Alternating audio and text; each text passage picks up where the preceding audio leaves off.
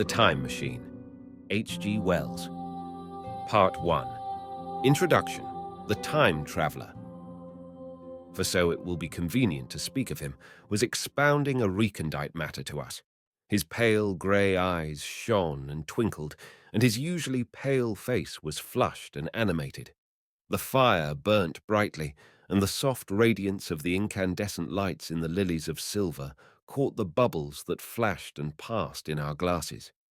Our chairs, being his patents, embraced and caressed us rather than submitted to be sat upon, and there was that luxurious after-dinner atmosphere when thought runs gracefully free of the trammels of precision.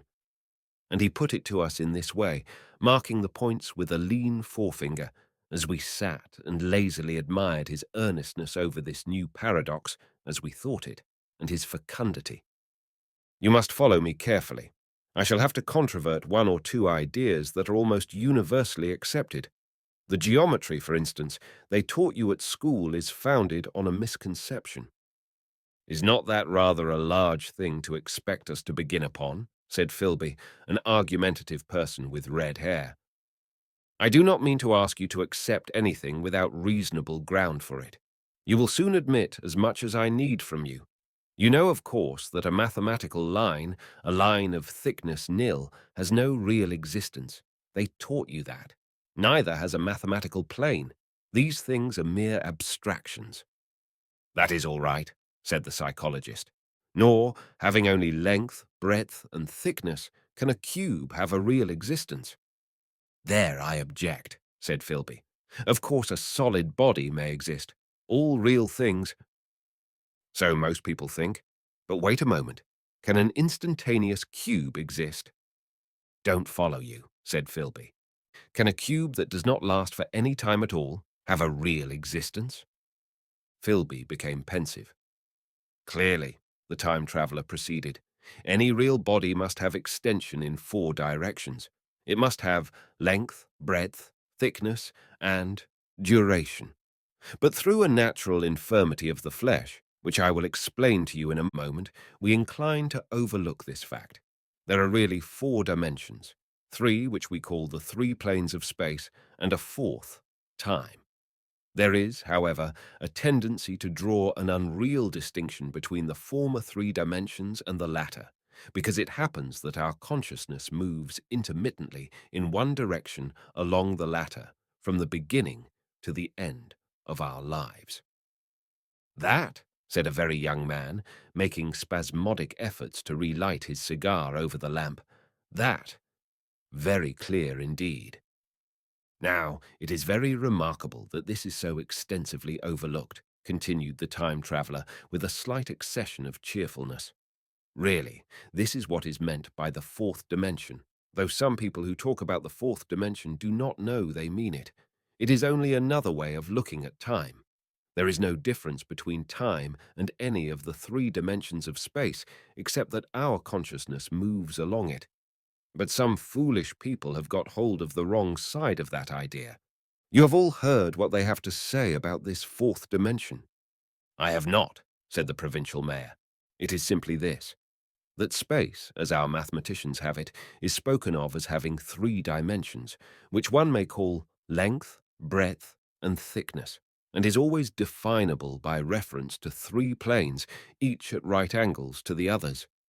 But some philosophical people have been asking why 3 dimensions particularly, why not another direction at right angles to the other 3, and have even tried to construct a 4-dimensional geometry. Professor Simon Newcomb was expounding this to the New York Mathematical Society only a month or so ago. You know how on a flat surface, which has only 2 dimensions, we can represent a figure of a 3-dimensional solid, and similarly, they think that by models of 3 dimensions, they could represent one of 4, if they could master the perspective of the thing. See? I think so, murmured the provincial mayor, and knitting his brows, he lapsed into an introspective state, his lips moving as one who repeats mystic words. Yes, I think I see it now, he said after some time, brightening in a quite transitory manner. Well, I do not mind telling you I have been at work upon this geometry of 4 dimensions for some time. Some of my results are curious. For instance, here is a portrait of a man at 8 years old, another at 15, another at 17, another at 23, and so on. All these are evidently sections, as it were, three-dimensional representations of his four-dimensioned being, which is a fixed and unalterable thing. Scientific people, proceeded the time traveller, after the pause required for the proper assimilation of this, know very well that time is only a kind of space. Here is a popular scientific diagram, a weather record. This line I trace with my finger shows the movement of the barometer. Yesterday it was so high, yesterday night it fell, then this morning it rose again, and so gently upward to here. Surely the mercury did not trace this line in any of the dimensions of space generally recognized.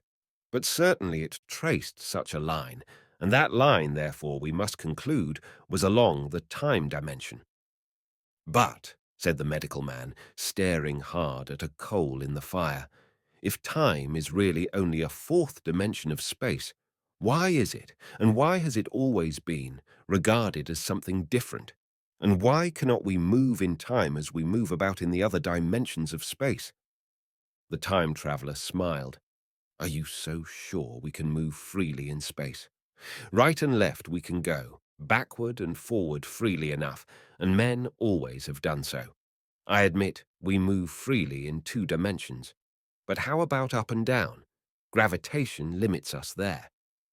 Not exactly, said the medical man. There are balloons. But before the balloons, save for spasmodic jumping and the inequalities of the surface, man had no freedom of vertical movement. Still, they could move a little up and down, said the medical man. Easier, far easier down than up. And you cannot move at all in time. You cannot get away from the present moment. My dear sir, that is just where you are wrong. That is just where the whole world has gone wrong. We are always getting away from the present moment.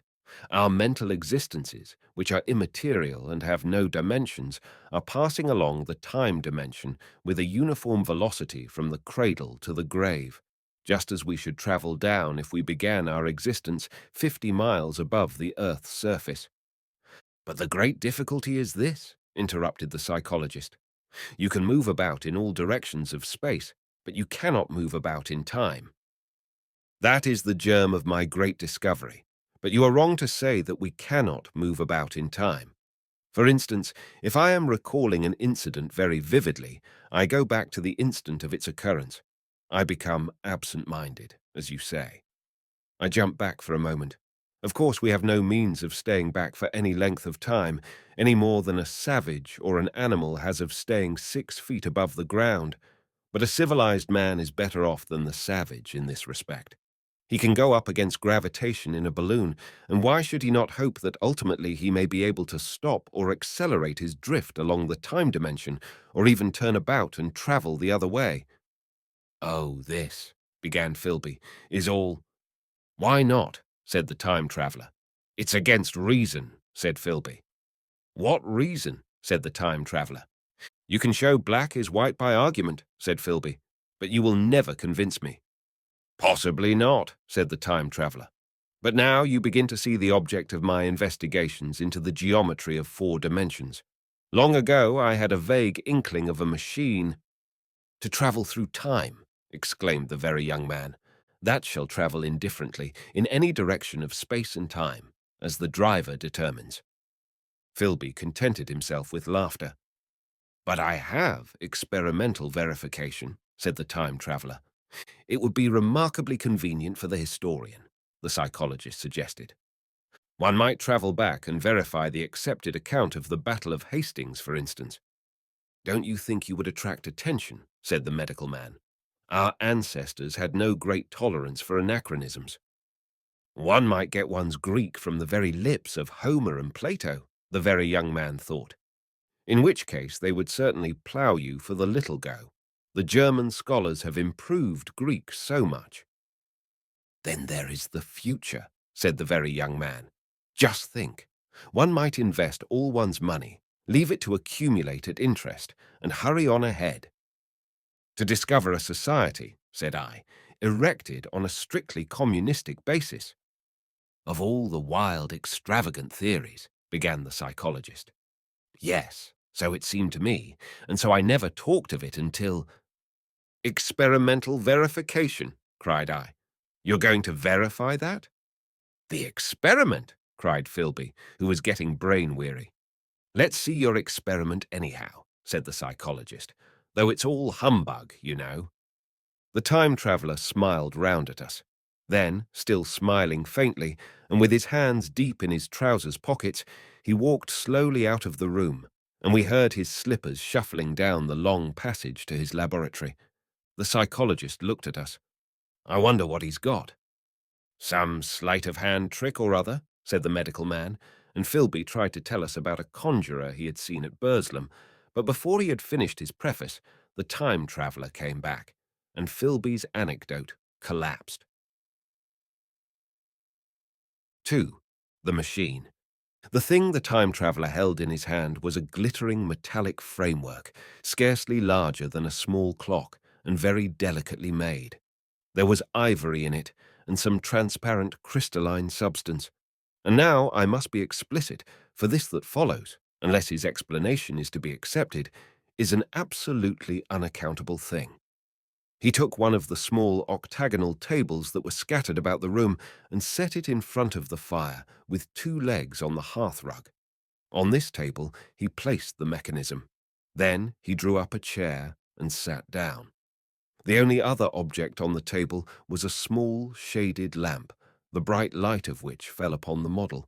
There were also perhaps a dozen candles about, 2 in brass candlesticks upon the mantel, and several in sconces, so that the room was brilliantly illuminated. I sat in a low armchair nearest the fire, and I drew this forward so as to be almost between the time-traveller and the fireplace. Philby sat behind him, looking over his shoulder. The medical man and the provincial mayor watched him in profile from the right, the psychologist from the left. The very young man stood behind the psychologist. We were all on the alert. It appears incredible to me that any kind of trick, however subtly conceived and however adroitly done, could have been played upon us under these conditions. The time-traveller looked at us, and then at the mechanism. Well, said the psychologist. This little affair, said the time-traveller, resting his elbows upon the table and pressing his hands together above the apparatus, is only a model. It is my plan for a machine to travel through time. You will notice that it looks singularly askew, and that there is an odd twinkling appearance about this bar, as though it was in some way unreal. He pointed to the part with his finger. Also, here is one little white lever, and here is another. The medical man got up out of his chair and peered into the thing. It's beautifully made, he said. It took 2 years to make, retorted the time-traveller. Then, when we had all imitated the action of the medical man, he said, Now, I want you clearly to understand that this lever, being pressed over, sends the machine gliding into the future, and this other reverses the motion. This saddle represents the seat of a time-traveller. Presently, I am going to press the lever, and off the machine will go. It will vanish, pass into future time, and disappear. Have a good look at the thing. Look at the table too, and satisfy yourselves there is no trickery. I don't want to waste this model, and then be told I'm a quack. There was a minute's pause, perhaps. The psychologist seemed about to speak to me, but changed his mind. Then the time-traveller put forth his finger towards the lever. No, he said suddenly. Lend me your hand. And turning to the psychologist, he took that individual's hand in his own and told him to put out his forefinger, so that it was the psychologist himself who sent forth the model time machine on its interminable voyage. We all saw the lever turn. I am absolutely certain there was no trickery. There was a breath of wind, and the lamp flame jumped. One of the candles on the mantel was blown out, and the little machine suddenly swung round, became indistinct, was seen as a ghost for a second perhaps, as an eddy of faintly glittering brass and ivory, and it was gone, vanished. Save for the lamp, the table was bare. Everyone was silent for a minute. Then Philby said he was damned. The psychologist recovered from his stupor and suddenly looked under the table. At that, the time traveler laughed cheerfully. "Well," he said, with a reminiscence of the psychologist. Then, getting up, he went to the tobacco jar on the mantel and with his back to us began to fill his pipe. We stared at each other. "Look here," said the medical man. "Are you in earnest about this? Do you seriously believe that that machine has travelled into time?" "Certainly," said the time traveller, stooping to light a spill at the fire. Then he turned, lighting his pipe, to look at the psychologist's face. The psychologist, to show that he was not unhinged, helped himself to a cigar and tried to light it uncut. "What is more, I have a big machine nearly finished in there," he indicated the laboratory. "And when that is put together, I mean to have a journey on my own account." "You mean to say that that machine has travelled into the future?" said Philby. "Into the future or the past, I don't for certain know which." After an interval, the psychologist had an inspiration. "It must have gone into the past if it has gone anywhere," he said. "Why?" said the time traveller. "Because I presume that it has not moved in space.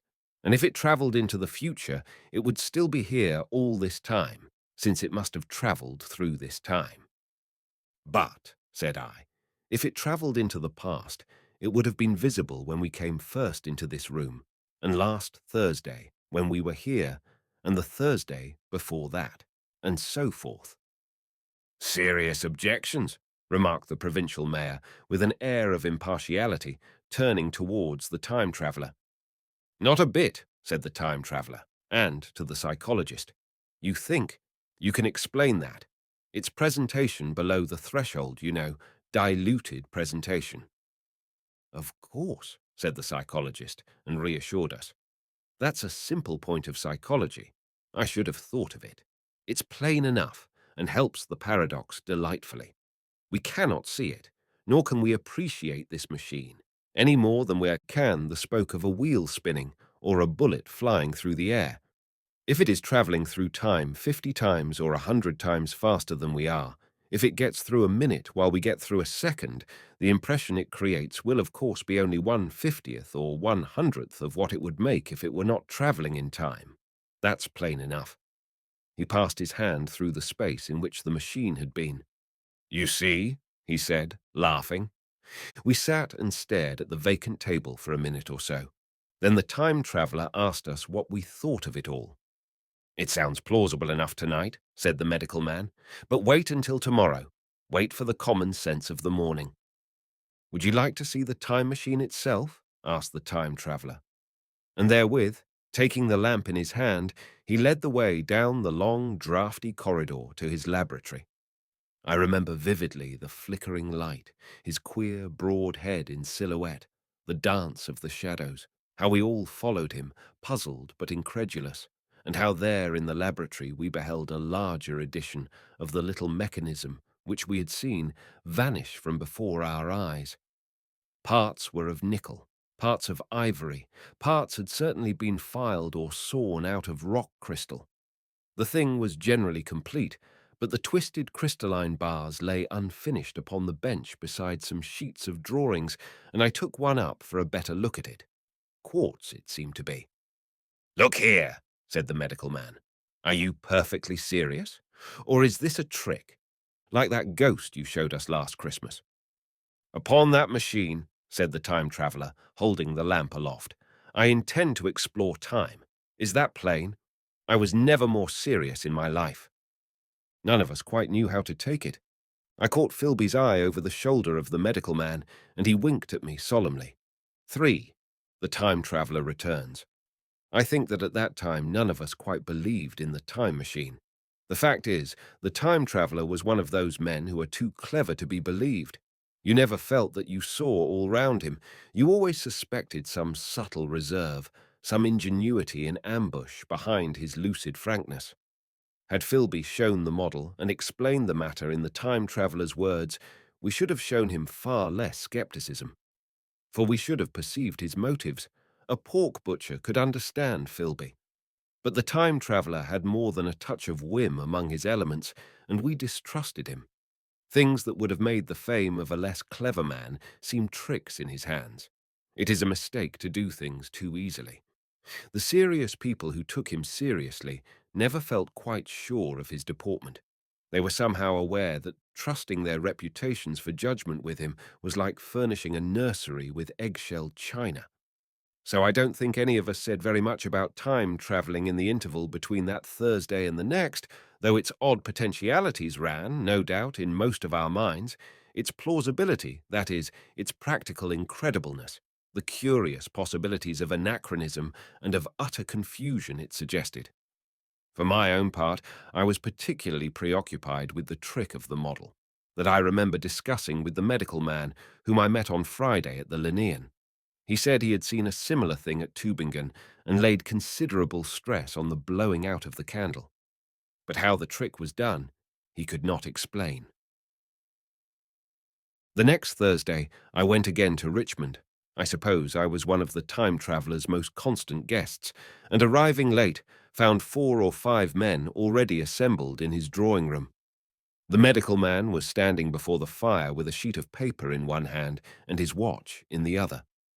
I looked round for the time traveller, and, "It's 7:30 now," said the medical man. "I suppose we'd better have dinner." "Where's—" said I, naming our host. "You've just come? It's rather odd. He's unavoidably detained. He asks me in this note to lead off with dinner at 7 if he's not back. Says he'll explain when he comes." "It seems a pity to let the dinner spoil," said the editor of a well-known daily paper, and thereupon the doctor rang the bell. The psychologist was the only person besides the doctor and myself who had attended the previous dinner. The other men were Blank, the editor aforementioned, a certain journalist, and another, a quiet, shy man with a beard, whom I didn't know, and who, as far as my observation went, never opened his mouth all the evening.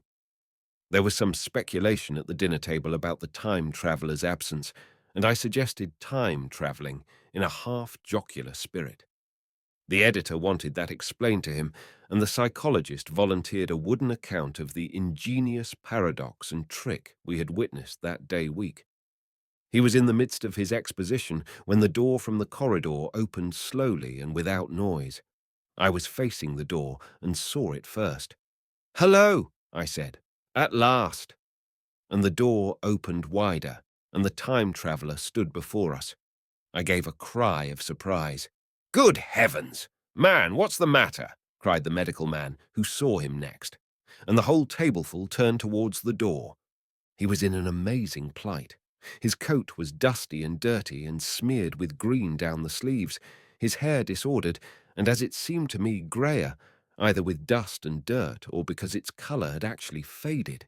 His face was ghastly pale. His chin had a brown cut on it, a cut half-healed. His expression was haggard and drawn as by intense suffering. For a moment he hesitated in the doorway, as if he had been dazzled by the light. Then he came into the room. He walked with just such a limp as I have seen in footsore tramps. We stared at him in silence, expecting him to speak. He said not a word, but came painfully to the table and made a motion towards the wine. The editor filled a glass of champagne and pushed it towards him. He drained it, and it seemed to do him good, for he looked round the table, and the ghost of his old smile flickered across his face. "What on earth have you been up to, man?" said the doctor. The time traveller did not seem to hear. "Don't let me disturb you," he said, with a certain faltering articulation. "I'm all right." He stopped, held out his glass for more, and took it off at a draught. "That's good," he said. His eyes grew brighter, and a faint colour came into his cheeks. His glance flickered over our faces with a certain dull approval, and then went round the warm and comfortable room. Then he spoke again, still as it were feeling his way among his words. "I'm going to wash and dress, and then I'll come down and explain things. Save me some of that mutton. I'm starving for a bit of meat." He looked across at the editor, who was a rare visitor, and hoped he was all right. The editor began a question. "Tell you presently. said the time traveler. I'm funny. Be all right in a minute. He put down his glass and walked towards the staircase door. Again I remarked his lameness and the soft padding sound of his footfall, and standing up in my place, I saw his feet as he went out. He had nothing on them but a pair of tattered, blood-stained socks. Then the door closed upon him. I had half a mind to follow, till I remembered how he detested any fuss about himself. For a minute, perhaps, my mind was wool gathering. Then, remarkable behavior of an eminent scientist, I heard the editor say, thinking, after his wont, in headlines. And this brought my attention back to the bright dinner table. What's the game? Said the journalist. Has he been doing the amateur cadger? I don't follow. I met the eye of the psychologist and read my own interpretation in his face. I thought of the time traveler limping painfully upstairs. I don't think anyone else had noticed his lameness. The first to recover completely from this surprise was the medical man who rang the bell. The time traveler hated to have servants waiting at dinner for a hot plate. At that, the editor turned to his knife and fork with a grunt, and the silent man followed suit. The dinner was resumed. Conversation was exclamatory for a little while with gaps of wonderment, and then the editor got fervent in his curiosity. Does our friend eke out his modest income with a crossing, or has he his Nebuchadnezzar phases? He inquired. I feel assured it's this business of the time machine, I said, and took up the psychologist's account of our previous meeting. The new guests were frankly incredulous. The editor raised objections. What was this time travelling? A man couldn't cover himself with dust by rolling in a paradox, could he? And then, as the idea came home to him, he resorted to caricature. Hadn't they any clothes brushes in the future? The journalist, too, would not believe at any price, and joined the editor in the easy work of heaping ridicule on the whole thing. They were both the new kind of journalist, very joyous, irreverent young men. Our special correspondent in the Day After Tomorrow reports, the journalist was saying, or rather shouting, when the time traveller came back. He was dressed in ordinary evening clothes, and nothing save his haggard look remained of the change that had startled me. I say, said the editor hilariously, these chaps here say you have been travelling into the middle of next week. Tell us all about Little Rosebery, will you? What will you take for the lot? The time traveller came to the place reserved for him without a word. He smiled quietly, in his old way. Where's my mutton? He said. What a treat it is to stick a fork into meat again. Story, cried the editor. Story be damned, said the time traveller. I want something to eat. I won't say a word until I get some peptone into my arteries. Thanks. And the salt. One word, said I.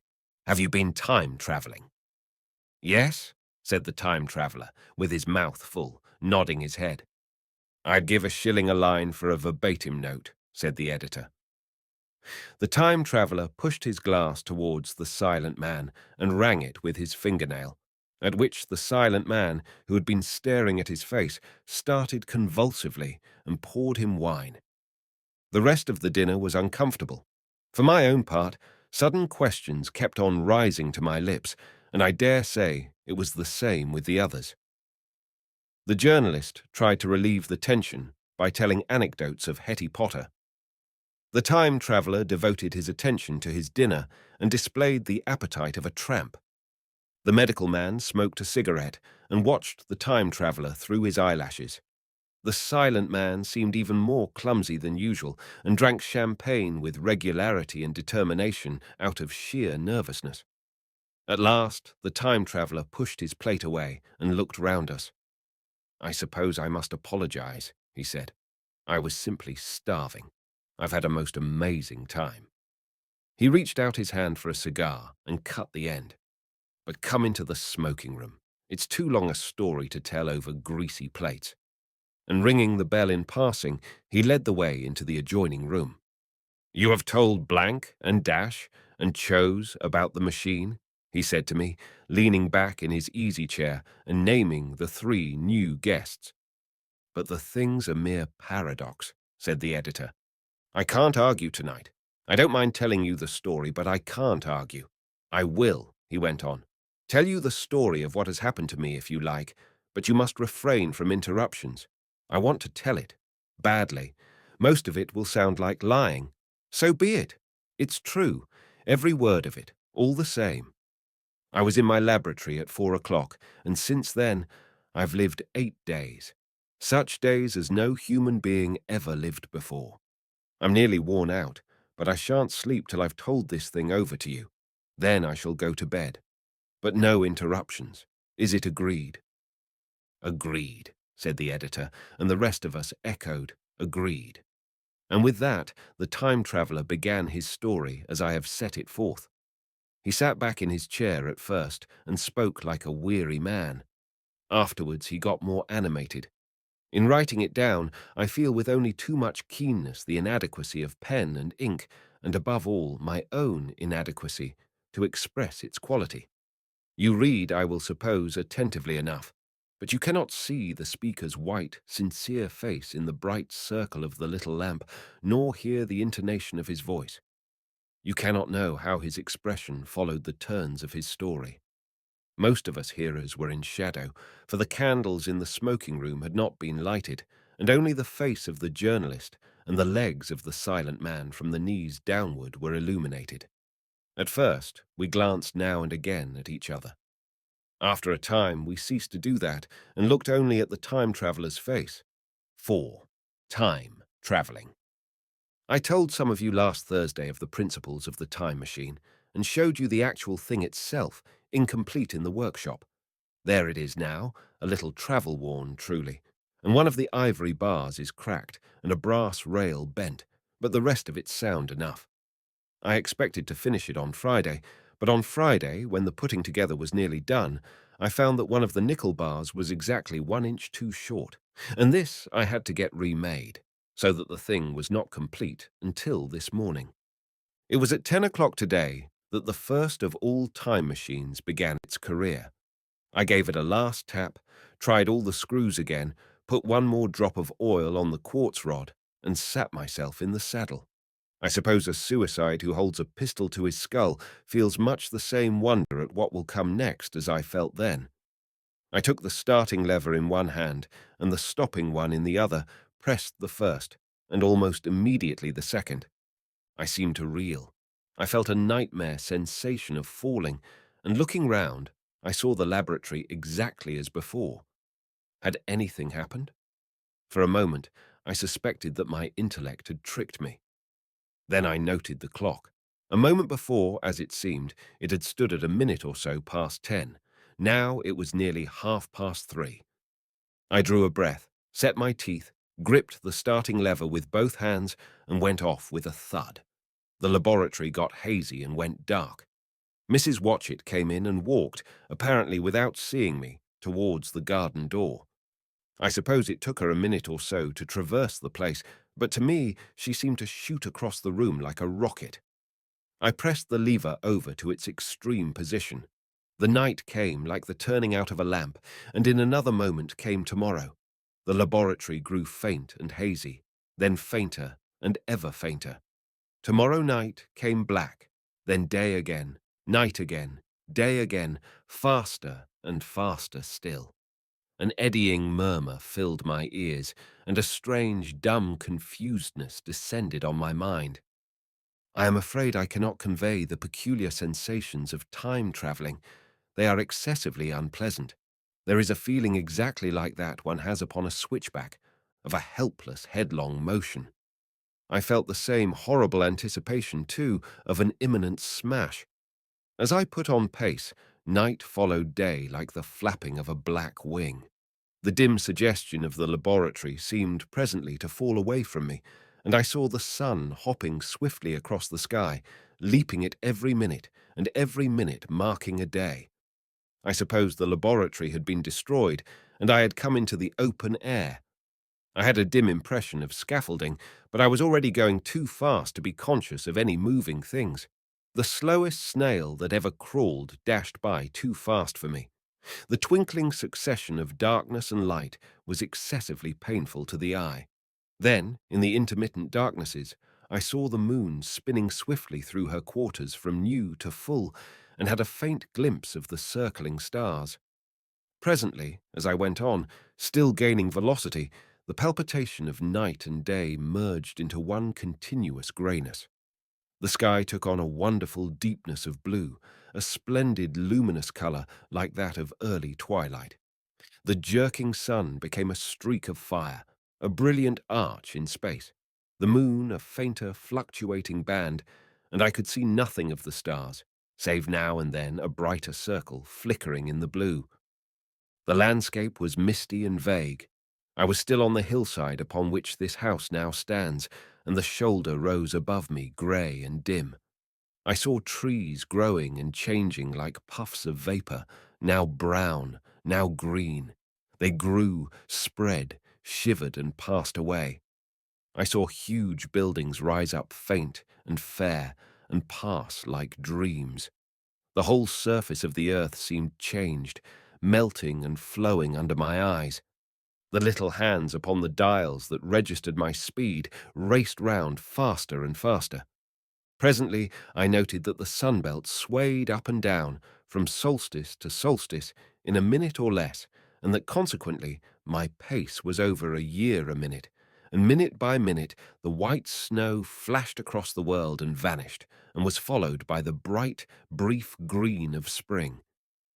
The unpleasant sensations of the start were less poignant now. They merged at last into a kind of hysterical exhilaration. I remarked, indeed, a clumsy swaying of the machine, for which I was unable to account. But my mind was too confused to attend to it, so with a kind of madness growing upon me, I flung myself into futurity. At first I scarce thought of stopping, scarce thought of anything but these new sensations. But presently a fresh series of impressions grew up in my mind, a certain curiosity, and therewith a certain dread, until at last they took complete possession of me. What strange developments of humanity, what wonderful advances upon our rudimentary civilization, I thought, might not appear when I came to look nearly into the dim, elusive world that raced and fluctuated before my eyes. I saw great and splendid architecture rising about me, more massive than any buildings of our own time, and yet, as it seemed, built of glimmer and mist. I saw a richer green flow up the hillside and remain there without any wintry intermission. Even through the veil of my confusion, the earth seemed very fair, and so my mind came round to the business of stopping. The peculiar risk lay in the possibility of my finding some substance in the space which I, or the machine, occupied. So long as I travelled at a high velocity through time, this scarcely mattered. I was, so to speak, attenuated, was slipping like a vapour through the interstices of intervening substances.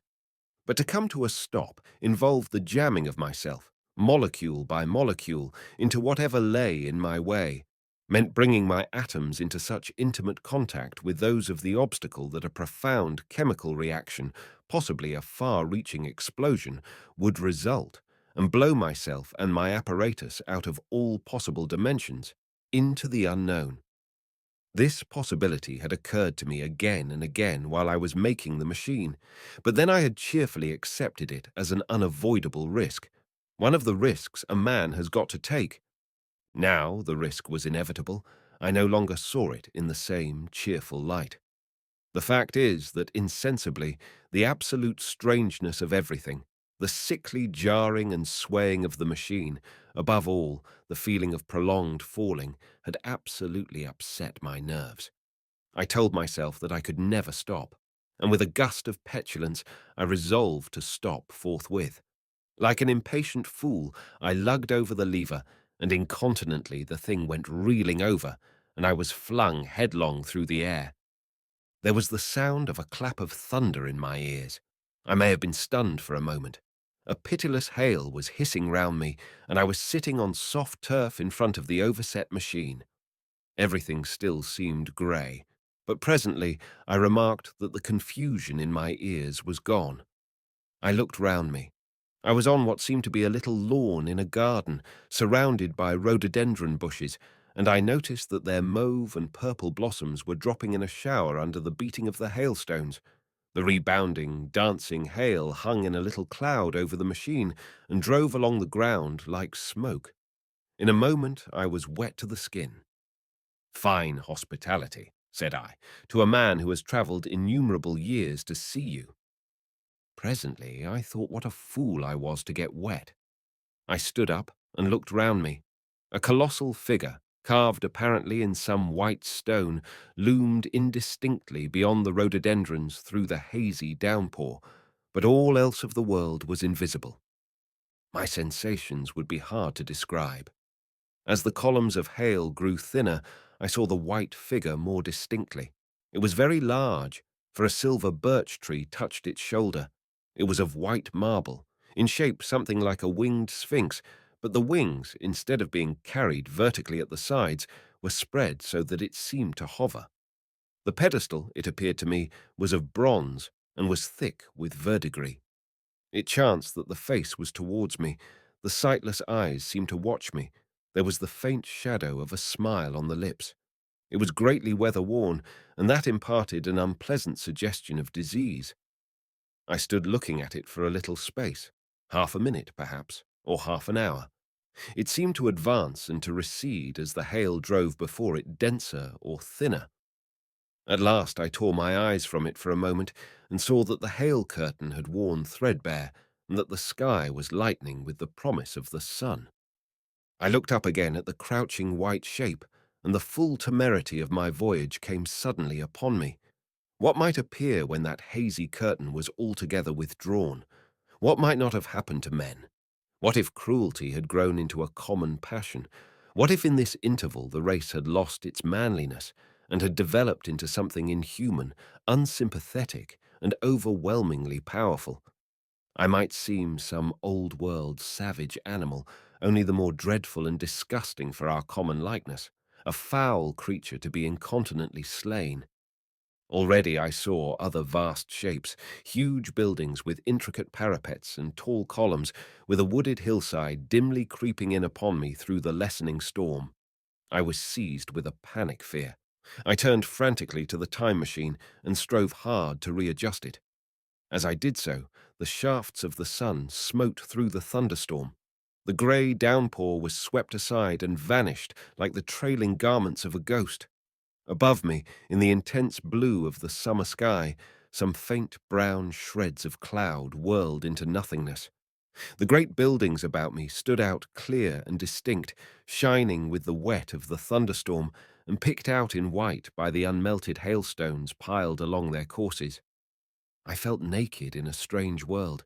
I felt as perhaps a bird may feel in the clear air, knowing the hawk wings above and will swoop. My fear grew to frenzy. I took a breathing space, set my teeth, and again grappled fiercely, wrist and knee, with the machine. It gave under my desperate onset and turned over. It struck my chin violently. One hand on the saddle, the other on the lever, I stood panting heavily in attitude to mount again. But with this recovery of a prompt retreat, my courage recovered. I looked more curiously and less fearfully at this world of the remote future. In a circular opening, high up in the wall of the nearer house, I saw a group of figures clad in rich, soft robes. They had seen me, and their faces were directed towards me. Then I heard voices approaching me. Coming through the bushes by the white sphinx were the heads and shoulders of men running. One of these emerged in a pathway leading straight to the little lawn upon which I stood with my machine. He was a slight creature, perhaps 4 feet high, clad in a purple tunic, girdled at the waist with a leather belt. Sandals or buskins, I could not clearly distinguish which, were on his feet. His legs were bare to the knees, and his head was bare. Noticing that, I noticed for the first time how warm the air was. He struck me as being a very beautiful and graceful creature, but indescribably frail. His flushed face reminded me of the more beautiful kind of consumptive, that hectic beauty of which we used to hear so much. At the sight of him, I suddenly regained confidence. I took my hands from the machine. 5. In the golden age. In another moment, we were standing face to face, I and this fragile thing out of futurity. He came straight up to me and laughed into my eyes. The absence from his bearing of any sign of fear struck me at once. Then he turned to the two others who were following him and spoke to them in a strange and very sweet and liquid tongue. There were others coming, and presently a little group of perhaps 8 or 10 of these exquisite creatures were about me.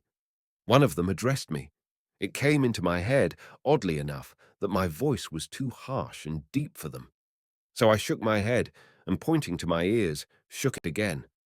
He came a step forward, hesitated, and then touched my hand. Then I felt other soft little tentacles upon my back and shoulders. They wanted to make sure I was real.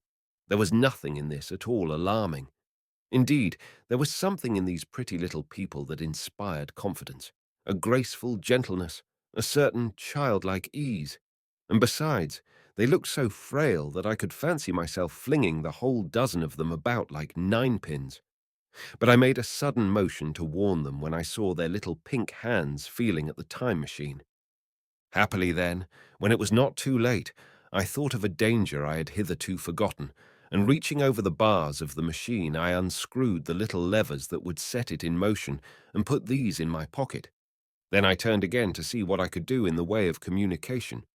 And then, looking more nearly into their features, I saw some further peculiarities in their Dresden china type of prettiness. Their hair, which was uniformly curly, came to a sharp end at the neck and cheek. There was not the faintest suggestion of it on the face, and their ears were singularly minute. The mouths were small, with bright red, rather thin lips, and the little chins ran to a point. The eyes were large and mild, and, this may seem egotism on my part, I fancied even that there was a certain lack of the interest I might have expected in them. As they made no effort to communicate with me, but simply stood round me smiling and speaking in soft, cooing notes to each other, I began the conversation. I pointed to the time machine and to myself. Then, hesitating for a moment how to express time, I pointed to the sun. At once, a quaintly pretty little figure in checkered purple and white followed my gesture, and then astonished me by imitating the sound of thunder. For a moment I was staggered, though the import of his gesture was plain enough. The question had come into my mind abruptly. Were these creatures fools? You may hardly understand how it took me. You see, I had always anticipated that the people of the year 800 and 2000 odd would be incredibly in front of us in knowledge, art, everything. Then one of them suddenly asked me a question that showed him to be on the intellectual level of one of our 5-year-old children, asked me, in fact, if I had come from the sun in a thunderstorm. It let loose the judgment I had suspended upon their clothes, their frail, light limbs and fragile features. A flow of disappointment rushed across my mind. For a moment, I felt that I had built the time machine in vain. I nodded, pointed to the sun, and gave them such a vivid rendering of a thunderclap as startled them. They all withdrew a pace or so and bowed. Then came one laughing towards me, carrying a chain of beautiful flowers altogether new to me, and put it about my neck. The idea was received with melodious applause, and presently they were all running to and fro for flowers, and laughingly flinging them upon me until I was almost smothered with blossom. You who have never seen the like can scarcely imagine what delicate and wonderful flowers countless years of culture had created. Then someone suggested that their plaything should be exhibited in the nearest building, and so I was led past the Sphinx of white marble, which had seemed to watch me all the while with a smile at my astonishment, towards a vast grey edifice of fretted stone. As I went with them, the memory of my confident anticipations of a profoundly grave and intellectual posterity came, with irresistible merriment, to my mind. The building had a huge entry, and was altogether of colossal dimensions.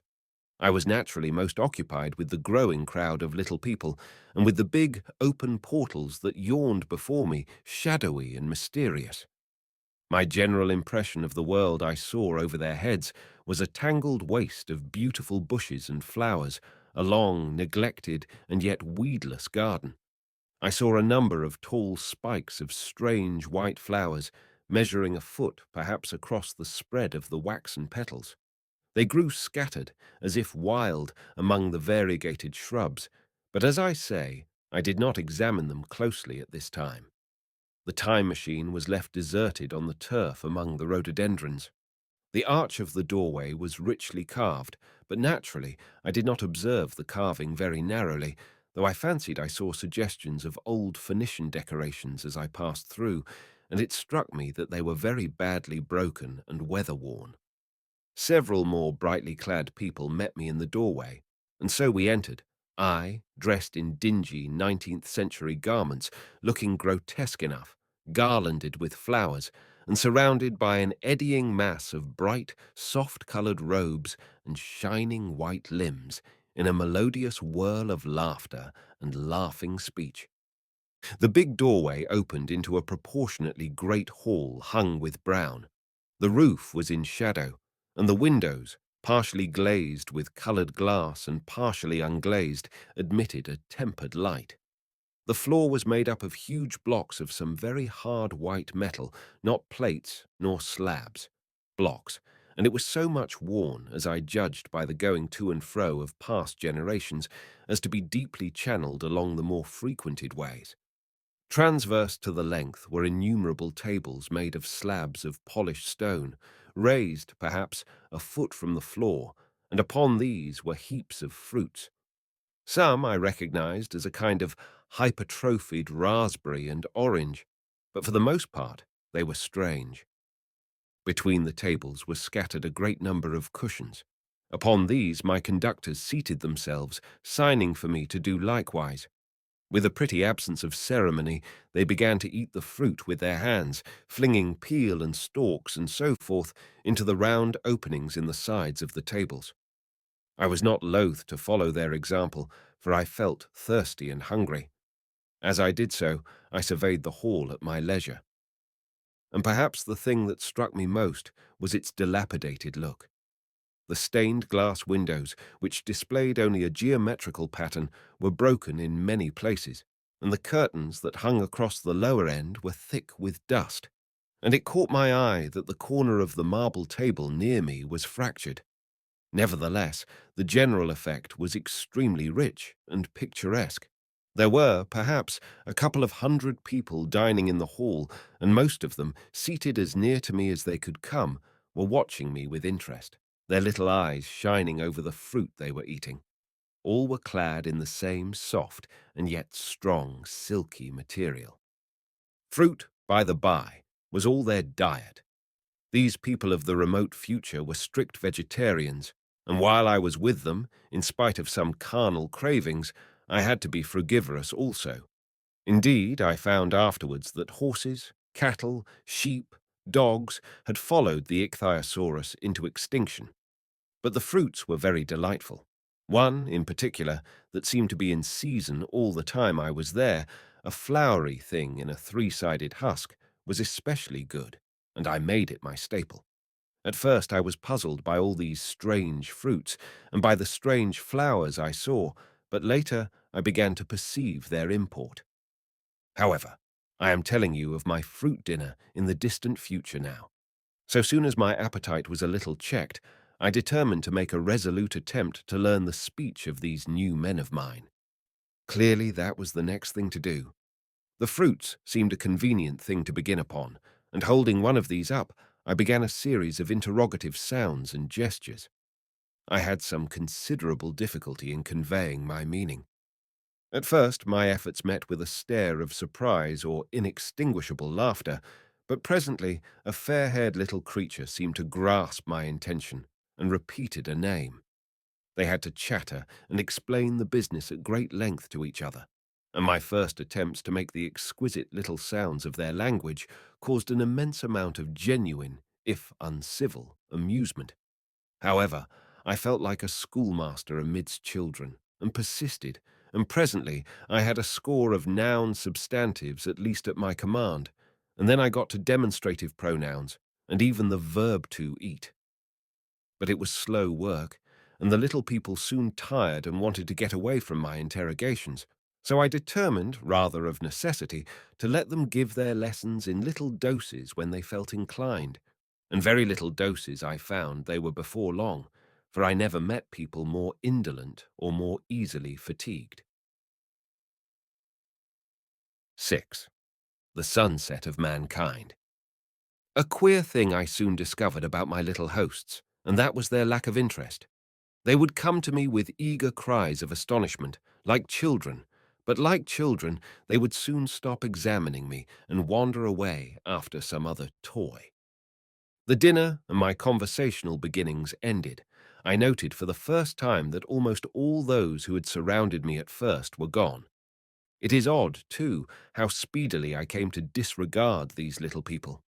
I went out through the portal into the sunlit world again as soon as my hunger was satisfied.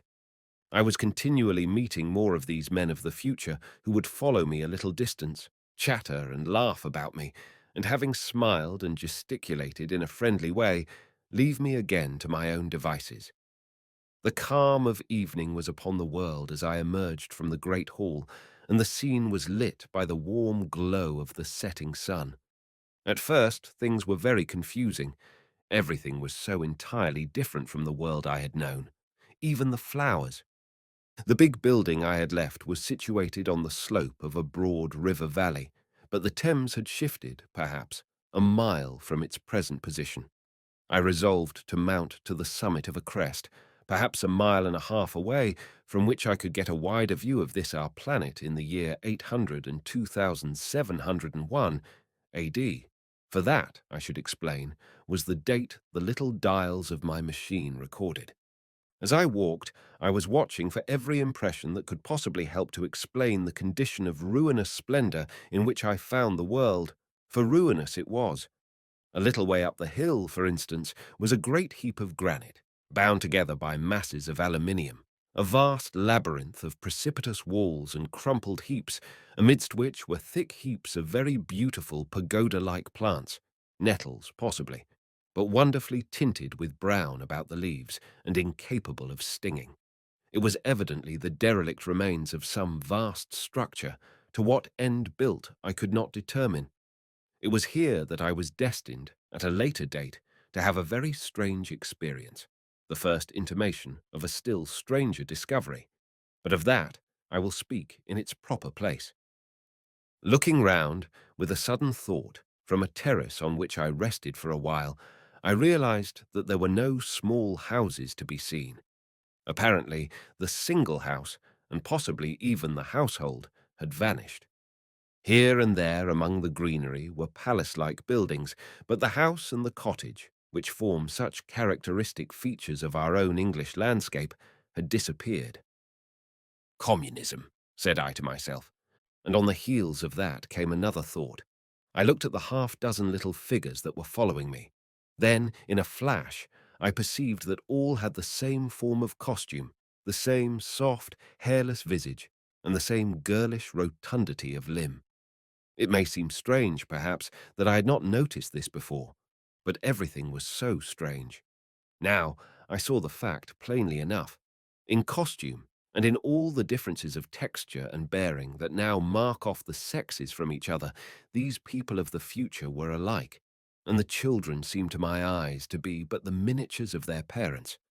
I judged then that the children of that time were extremely precocious, physically at least, and I found afterwards abundant verification of my opinion. Seeing the ease and security in which these people were living, I felt that this close resemblance of the sexes was after all what one would expect. For the strength of a man and the softness of a woman, the institution of the family, and the differentiation of occupations are mere militant necessities of an age of physical force. Where population is balanced and abundant, much childbearing becomes an evil rather than a blessing to the state. Where violence comes but rarely, and offspring are secure, there is less necessity. Indeed, there is no necessity for an efficient family, and the specialization of the sexes with reference to their children's needs disappears. We see some beginnings of this even in our own time, and in this future age it was complete. This, I must remind you, was my speculation at the time. Later, I was to appreciate how far it fell short of the reality. While I was musing upon these things, my attention was attracted by a pretty little structure, like a well under a cupola. I thought in a transitory way of the oddness of wells still existing, and then resumed the thread of my speculations. There were no large buildings towards the top of the hill, and as my walking powers were evidently miraculous, I was presently left alone for the first time. With a strange sense of freedom and adventure, I pushed on up to the crest. There I found a seat of some yellow metal that I did not recognize, corroded in places with a kind of pinkish rust and half smothered in soft moss, the armrests cast and filed into the resemblance of griffins' heads. I sat down on it, and I surveyed the broad view of our old world under the sunset of that long day. It was as sweet and fair a view as I have ever seen. The sun had already gone below the horizon, and the west was flaming gold, touched with some horizontal bars of purple and crimson. Below was the valley of the Thames, in which the river lay like a band of burnished steel. I have already spoken of the great palaces dotted about among the variegated greenery, some in ruins and some still occupied. Here and there rose a white or silvery figure in the waste garden of the earth. Here and there came the sharp vertical line of some cupola or obelisk. There were no hedges, no signs of proprietary rights, no evidences of agriculture. The whole earth had become a garden. So watching, I began to put my interpretation upon the things I had seen, and as it shaped itself to me that evening, my interpretation was something in this way. Afterwards I found I had got only a half-truth, or only a glimpse of one facet of the truth. It seemed to me that I had happened upon humanity upon the wane. The ruddy sunset set me thinking of the sunset of mankind. For the first time I began to realize an odd consequence of the social effort in which we are at present engaged. And yet, come to think, it is a logical consequence enough. Strength is the outcome of need. Security sets a premium on feebleness. The work of ameliorating the conditions of life, the true civilizing process that makes life more and more secure, had gone steadily on to a climax. One triumph of a united humanity over nature had followed another. Things that are now mere dreams had become projects deliberately put in hand and carried forward. And the harvest was what I saw. After all, the sanitation and the agriculture of today are still in the rudimentary stage. The science of our time has attacked but a little department of the field of human disease, but even so, it spreads its operations very steadily and persistently. Our agriculture and horticulture destroy a weed just here and there and cultivate perhaps a score or so of wholesome plants, leaving the greater number to fight out a balance as they can. We improve our favorite plants and animals, and how few they are, gradually by selective breeding. Now a new and better peach, now a seedless grape, now a sweeter and larger flower, now a more convenient breed of cattle. We improve them gradually because our ideals are vague and tentative and our knowledge is very limited. Because nature, too, is shy and slow in our clumsy hands. Some day all this will be better organized and still better. That is the drift of the current in spite of the eddies. The whole world will be intelligent, educated, and cooperating.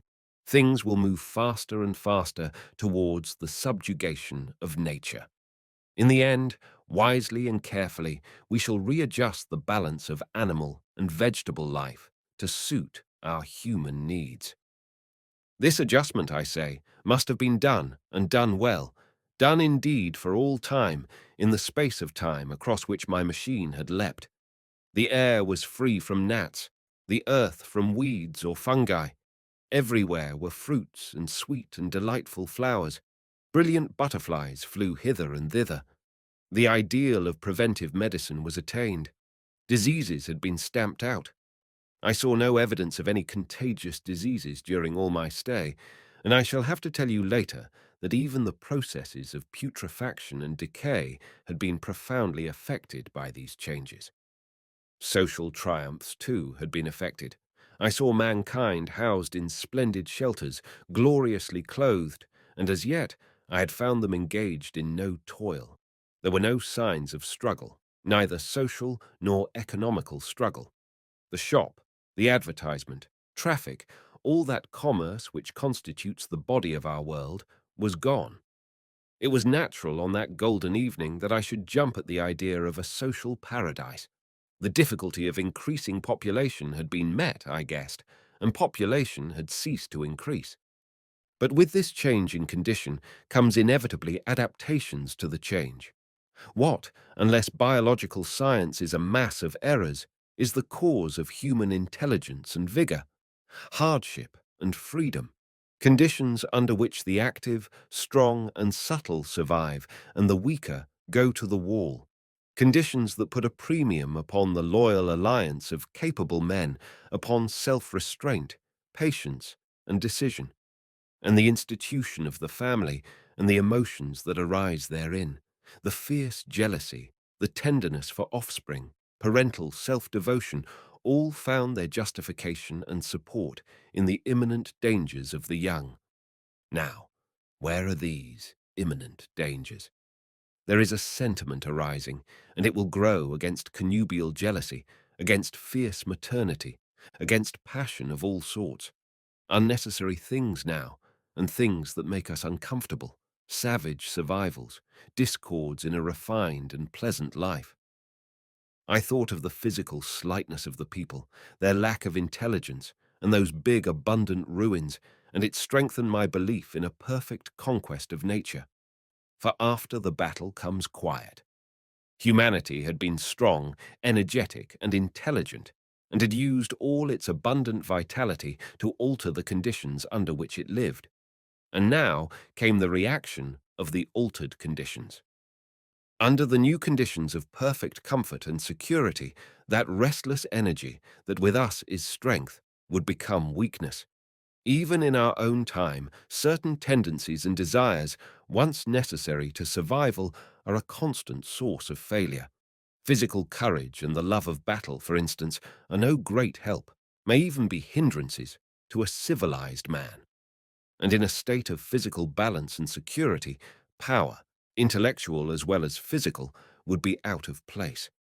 For countless years I judged there had been no danger of war or solitary violence, no danger from wild beasts, no wasting disease to require strength of constitution, no need of toil. For such a life, what we should call the weak are as well equipped as the strong are indeed no longer weak. Better equipped indeed they are, for the strong would be fretted by an energy for which there was no outlet. No doubt the exquisite beauty of the buildings I saw was the outcome of the last surgings of the now purposeless energy of mankind before it settled down into perfect harmony with the conditions under which it lived, the flourish of that triumph which began the last great peace. This has ever been the fate of energy in security. It takes to art and to eroticism, and then come languor and decay. Even this artistic impetus would at last die away, had almost died in the time I saw. To adorn themselves with flowers, to dance, to sing in the sunlight, so much was left of the artistic spirit, and no more. Even that would fade in the end into a contented inactivity. We are kept keen on the grindstone of pain and necessity, and it seemed to me that here was that hateful grindstone broken at last. As I stood there in the gathering dark, I thought that in this simple explanation I had mastered the problem of the world, mastered the whole secret of these delicious people. Possibly the checks they had devised for the increase of population had succeeded too well, and their numbers had rather diminished than kept stationary. That would account for the abandoned ruins. Very simple was my explanation, and plausible enough, as most wrong theories are.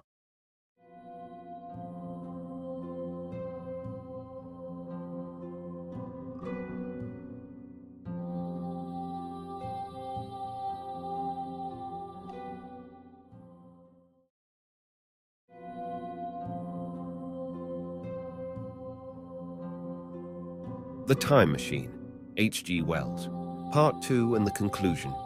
7. A Sudden Shock. As I stood there musing over this too perfect triumph of man, the full moon, yellow and gibbous, came up out of an overflow of silver light in the northeast. The bright little figures ceased to move about below. A noiseless owl flitted by, and I shivered with the chill of the night. I determined to descend and find where I could sleep.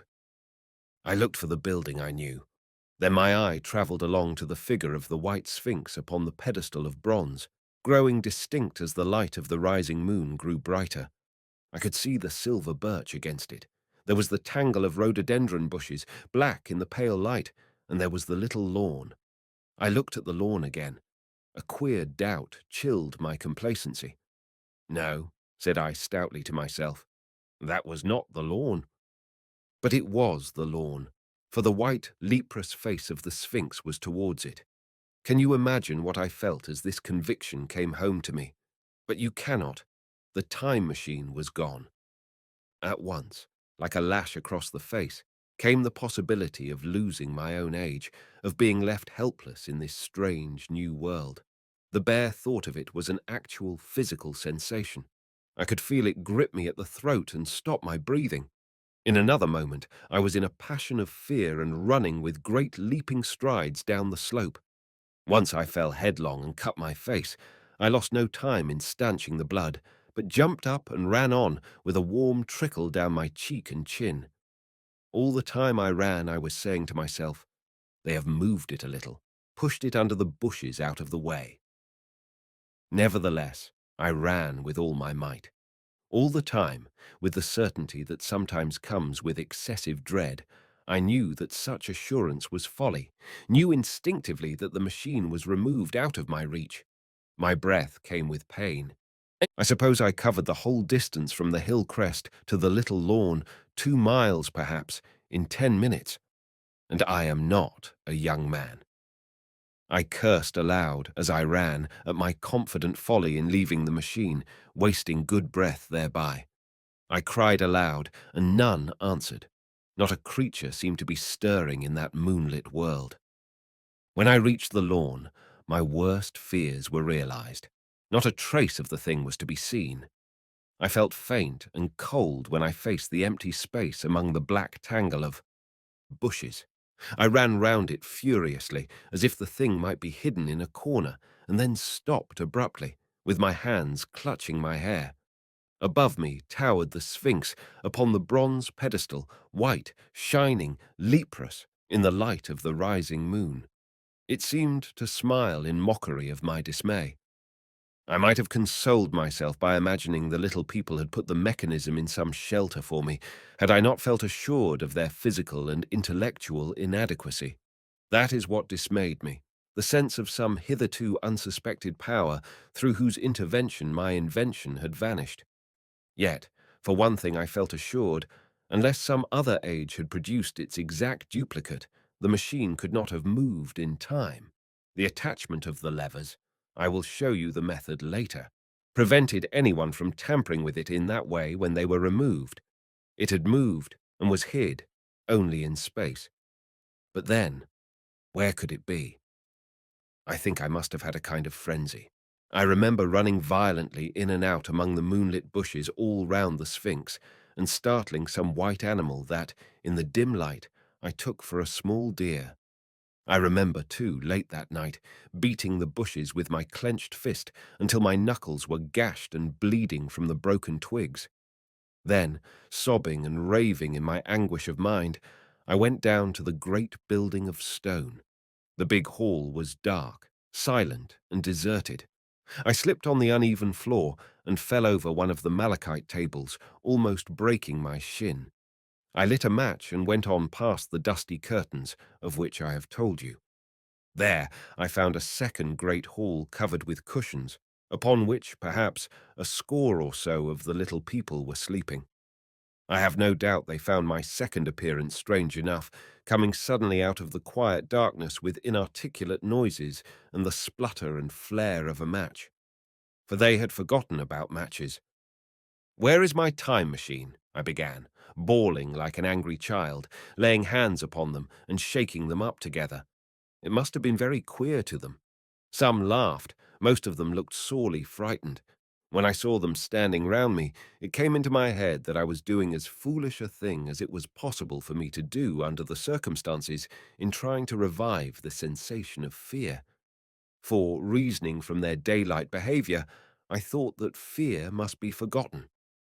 Abruptly, I dashed down the match, and knocking one of the people over in my course, went blundering across the big dining hall again, out under the moonlight.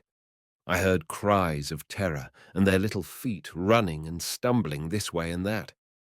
I do not remember all I did as the moon crept up the sky. I suppose it was the unexpected nature of my loss that maddened me. I felt hopelessly cut off from my own kind, a strange animal in an unknown world. I must have raved to and fro, screaming and crying upon God and fate. I have a memory of horrible fatigue as the long night of despair wore away, of looking in this impossible place and that, of groping among moonlit ruins and touching strange creatures in the black shadows. At last, of lying on the ground near the Sphinx and weeping with absolute wretchedness, even anger at the folly of leaving, the machine having leaked away with my strength. I had nothing left but misery. Then I slept, and when I woke again, it was full day, and a couple of sparrows were hopping round me on the turf within reach of my arm. I sat up in the freshness of the morning, trying to remember how I had got there and why I had such a profound sense of desertion and despair. Then things came clear in my mind. With the plain, reasonable daylight, I could look my circumstances fairly in the face. I saw the wild folly of my frenzy overnight, and I could reason with myself. Suppose the worst, I said. Suppose the machine altogether lost, perhaps destroyed. It behoves me to be calm and patient, to learn the way of the people, to get a clear idea of the method of my loss and the means of getting materials and tools, so that in the end, perhaps, I may make another. That would be my only hope, a poor hope, perhaps, but better than despair. And after all, it was a beautiful and curious world. But probably the machine had only been taken away. Still, I must be calm and patient, find its hiding place, and recover it by force or cunning. And with that, I scrambled to my feet and looked about me, wondering where I could bathe. I felt weary, stiff, and travel-soiled. The freshness of the morning made me desire an equal freshness. I had exhausted my emotion. Indeed, as I went about my business, I found myself wondering at my intense excitement overnight. I made a careful examination of the ground about the little lawn. I wasted some time in futile questionings, conveyed, as well as I was able, to such of the little people as came by. They all failed to understand my gestures. Some were simply stolid. Some thought it was a jest and laughed at me. I had the hardest task in the world to keep my hands off their pretty, laughing faces. It was a foolish impulse, but the devil begotten of fear and blind anger was ill-curbed and still eager to take advantage of my perplexity. The turf gave better counsel. I found a groove ripped in it about midway between the pedestal of the Sphinx and the marks of my feet where, on arrival, I had struggled with the overturned machine. There were other signs of removal about, with queer, narrow footprints like those I could imagine made by a sloth. This directed my closer attention to the pedestal. It was, as I think I have said, of bronze. It was not a mere block, but highly decorated with deep-framed panels on either side. I went and rapped at these. The pedestal was hollow. Examining the panels with care, I found them discontinuous with the frames. There were no handles or keyholes, but possibly the panels, if they were doors, as I supposed, opened from within. One thing was clear enough to my mind. It took no very great mental effort to infer that my time machine was inside that pedestal, but how it got there was a different problem. I saw the heads of two orange-clad people coming through the bushes and under some blossom-covered apple trees towards me. I turned smiling to them and beckoned them to me. They came, and then, pointing to the bronze pedestal, I tried to intimate my wish to open it. But at my first gesture towards this, they behaved very oddly. I don't know how to convey their expression to you, Suppose you were to use a grossly improper gesture to a delicate-minded woman, it is how she would look. They went off as if they had received the last possible insult. I tried a sweet-looking little chap in white next, with exactly the same result. Somehow, his manner made me feel ashamed of myself. But, as you know, I wanted the time machine, and I tried him once more. As he turned off, like the others, my temper got the better of me. In 3 strides I was after him, had him by the loose part of his robe round the neck, and began dragging him towards the Sphinx. Then I saw the horror and repugnance of his face, and all of a sudden I let him go. But I was not beaten yet. I banged with my fist at the bronze panels. I thought I heard something stir inside. To be explicit, I thought I heard a sound like a chuckle, but I must have been mistaken. Then I got a big pebble from the river and came and hammered till I had flattened a coil in the decorations, and the verdigris came off in powdery flakes.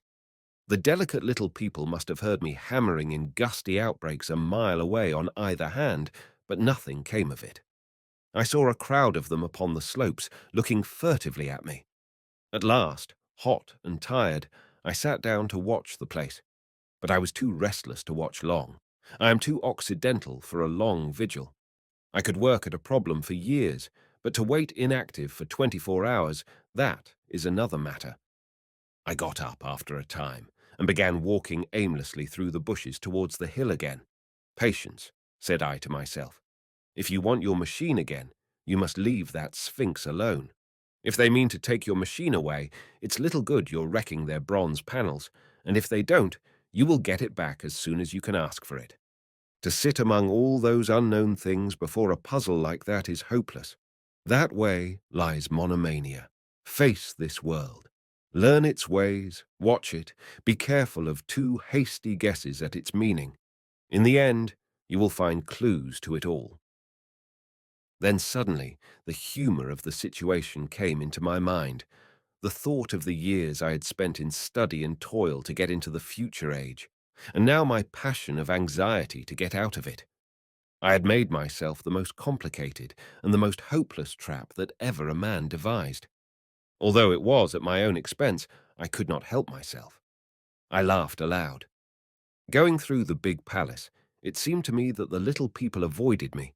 It may have been my fancy, or it may have had something to do with my hammering at the gates of bronze, yet I felt tolerably sure of the avoidance. I was careful, however, to show no concern and to abstain from any pursuit of them, and in the course of a day or two, things got back to the old footing. I made what progress I could in the language, and in addition, I pushed my explorations here and there. Either I missed some subtle point, or their language was excessively simple, almost exclusively composed of concrete substantives and verbs. There seemed to be few, if any, abstract terms, or little use of figurative language. Their sentences were usually simple and of 2 words, and I failed to convey or understand any but the simplest propositions. I determined to put the thought of my time machine and the mystery of the bronze doors under the Sphinx as much as possible in a corner of memory until my growing knowledge would lead me back to them in a natural way.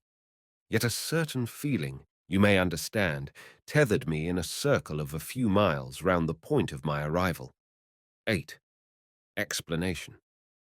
So far as I could see, all the world displayed the same exuberant richness as the Thames Valley. From every hill I climbed, I saw the same abundance of splendid buildings, endlessly varied in material and style, the same clustering thickets of evergreens, the same blossom-laden trees and tree ferns. Here and there, water shone like silver, and beyond, the land rose into blue, undulating hills, and so faded into the serenity of the sky. A peculiar feature, which presently attracted my attention, was the presence of certain circular wells, several, as it seemed to me, of a very great depth. One lay by the path up the hill which I had followed during my first walk. Like the others, it was rimmed with bronze, curiously wrought and protected by a little cupola from the rain. Sitting by the side of these wells and peering down into the shafted darkness, I could see no gleam of water, nor could I start any reflection with a lighted match. But in all of them, I heard a certain sound, a thud, thud, thud, like the beating of some big engine. And I discovered, from the flaring of my matches, that a steady current of air set down the shafts.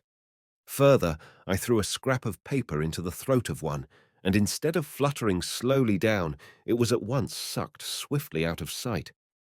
After a time, too, I came to connect these wells with tall towers standing here and there upon the slopes, for above them there was often just such a flicker in the air as one sees on a hot day above a sun-scorched beach. Putting things together, I reached a strong suggestion of an extensive system of subterranean ventilation, whose true import it was difficult to imagine. I was at first inclined to associate it with the sanitary apparatus of these people. It was an obvious conclusion, but it was absolutely wrong.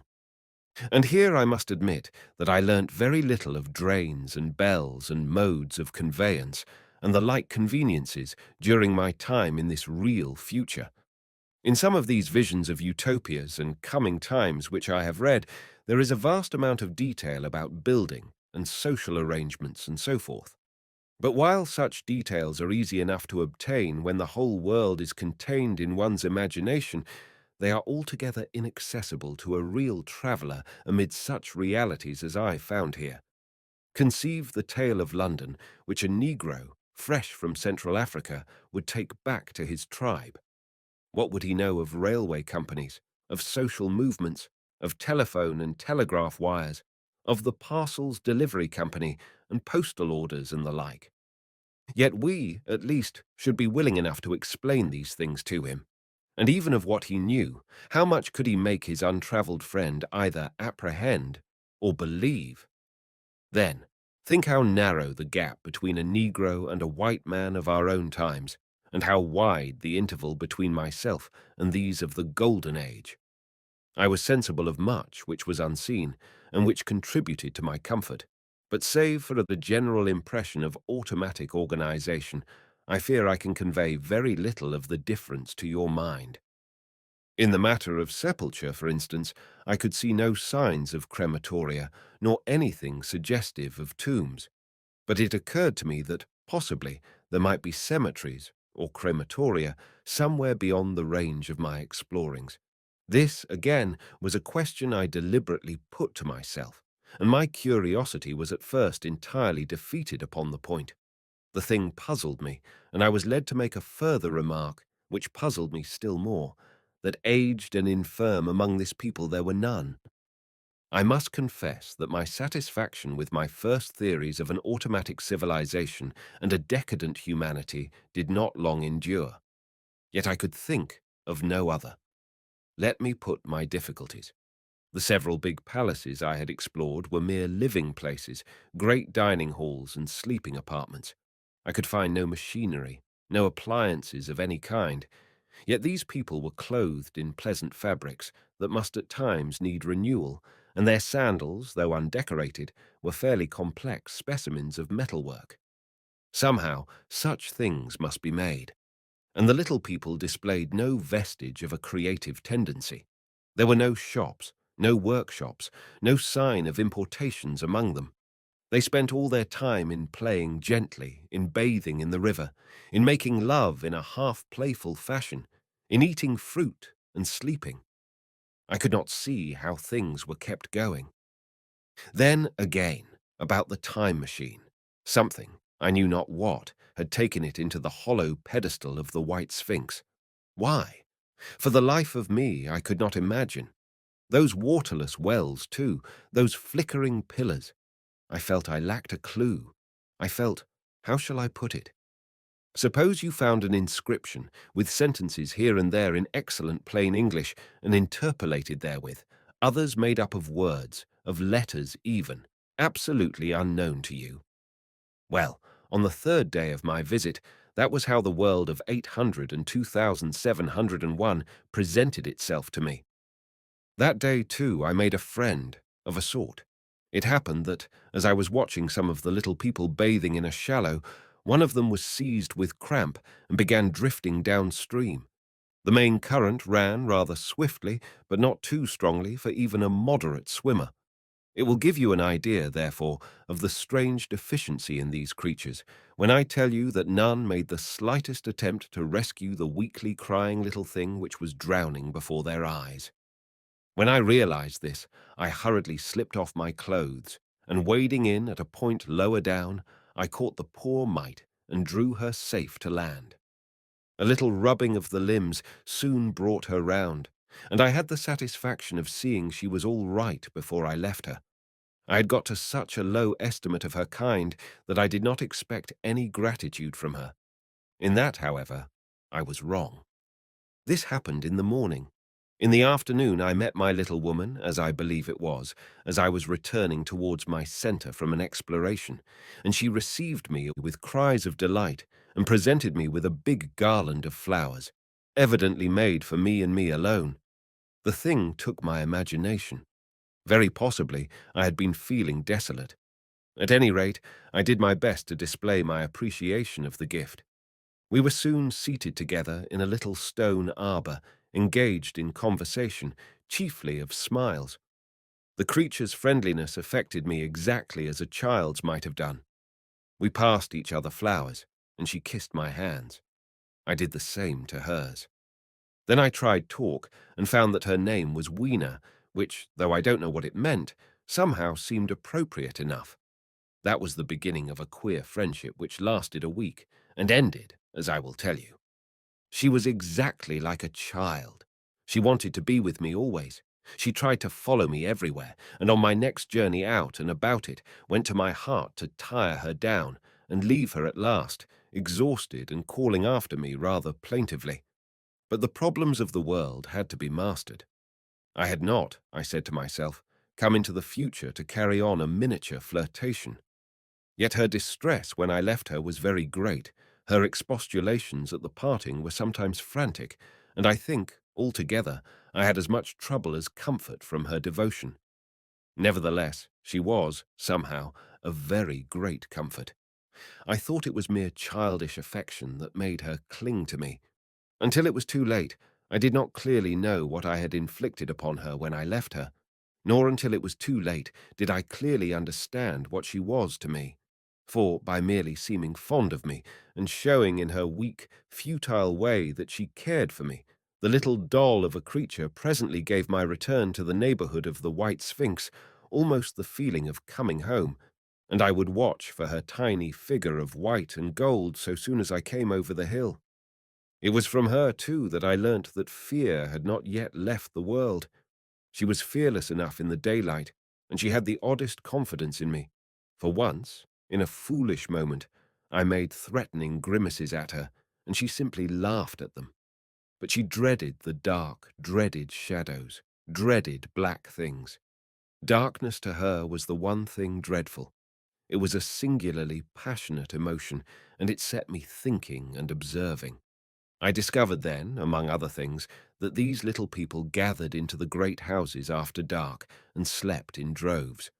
To enter upon them without a light was to put them into a tumult of apprehension. I never found one out of doors, or one sleeping alone within doors after dark. Yet I was still such a blockhead that I missed the lesson of that fear, and in spite of Weena's distress, I insisted upon sleeping away from these slumbering multitudes. It troubled her greatly, but in the end, her odd affection for me triumphed, and for 5 of the nights of our acquaintance, including the last night of all, she slept with her head pillowed on my arm. But my story slips away from me as I speak of her. It must have been the night before her rescue that I was awakened about dawn. I had been restless, dreaming most disagreeably that I was drowned, and that sea anemones were feeling over my face with their soft palps. I woke with a start, and with an odd fancy that some greyish animal had just rushed out of the chamber. I tried to get to sleep again, but I felt restless and uncomfortable. It was that dim, grey hour when things are just creeping out of darkness, when everything is colourless and clear-cut, and yet unreal. I got up and went down into the great hall, and so out upon the flagstones in front of the palace. I thought I would make a virtue of necessity and see the sunrise. The moon was setting, and the dying moonlight and the first pallor of dawn were mingled in a ghastly half-light. The bushes were inky black, the ground a sombre grey, the sky colourless and cheerless. And up the hill I thought I could see ghosts. Several times as I scanned the slope, I saw white figures. Twice I fancied I saw a solitary white, ape-like creature running rather quickly up the hill, and once near the ruins I saw a leash of them carrying some dark body. They moved hastily. I did not see what became of them. It seemed that they vanished among the bushes. The dawn was still indistinct, you must understand. I was feeling that chill, uncertain, early morning feeling you may have known. I doubted my eyes. As the eastern sky grew brighter, and the light of the day came on, and its vivid colouring returned upon the world once more, I scanned the view keenly. But I saw no vestige of my white figures. They were mere creatures of the half-light. They must have been ghosts, I said. I wonder whence they dated. For a queer notion of Grant Allen's came into my head and amused me. If each generation die and leave ghosts, he argued, the world at last will get overcrowded with them. On that theory, they would have grown innumerable some 800,000 years hence, and it was no great wonder to see 4 at once.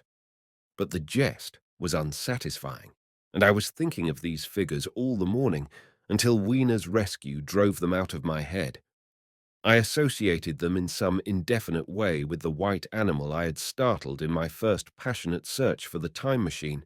But Wiener was a pleasant substitute, yet all the same, they were soon destined to take far deadlier possession of my mind. I think I have said how much hotter than our own was the weather of this golden age. I cannot account for it. It may be that the sun was hotter, or the earth nearer the sun.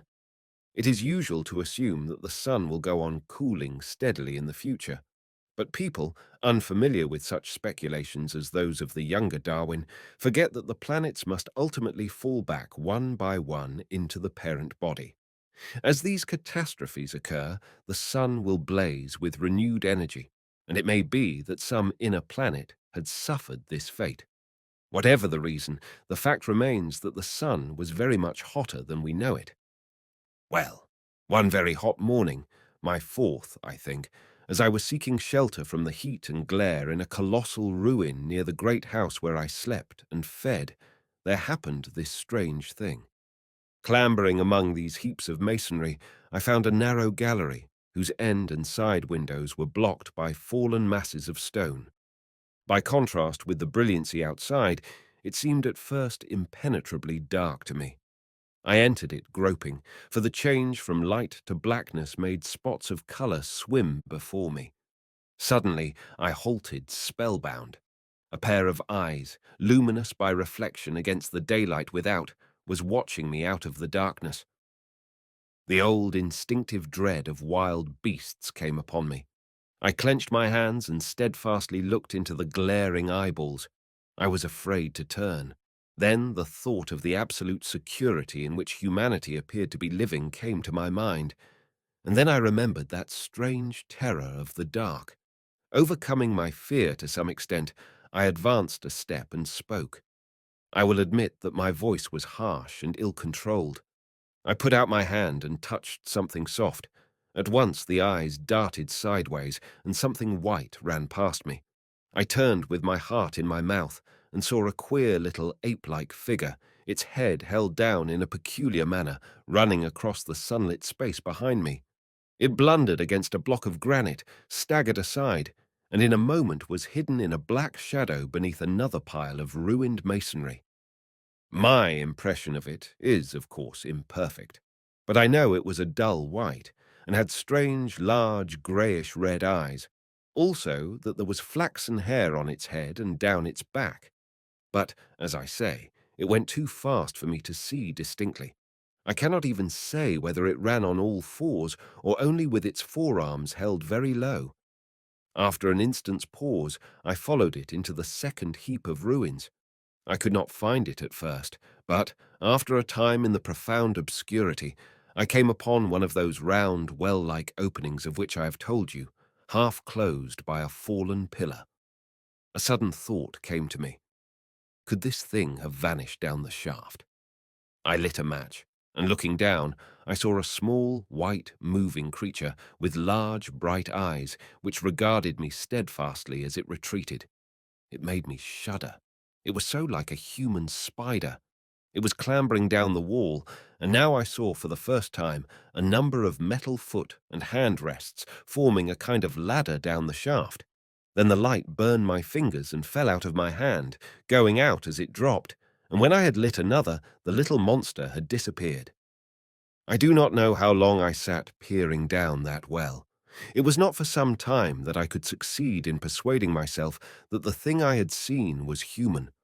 But gradually, the truth dawned on me, that man had not remained one species, but had differentiated into two distinct animals, that my graceful children of the upper world were not the sole descendants of our generation, but that this bleached, obscene, nocturnal thing which had flashed before me was also heir to all the ages. I thought of the flickering pillars and of my theory of an underground ventilation. I began to suspect their true import.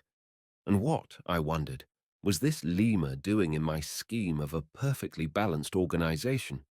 How was it related to the indolent serenity of the beautiful overworlders? And what was hidden down there at the foot of that shaft? I sat upon the edge of the well, telling myself that, at any rate, there was nothing to fear, and that there I must descend for the solution of my difficulties. And withal, I was absolutely afraid to go.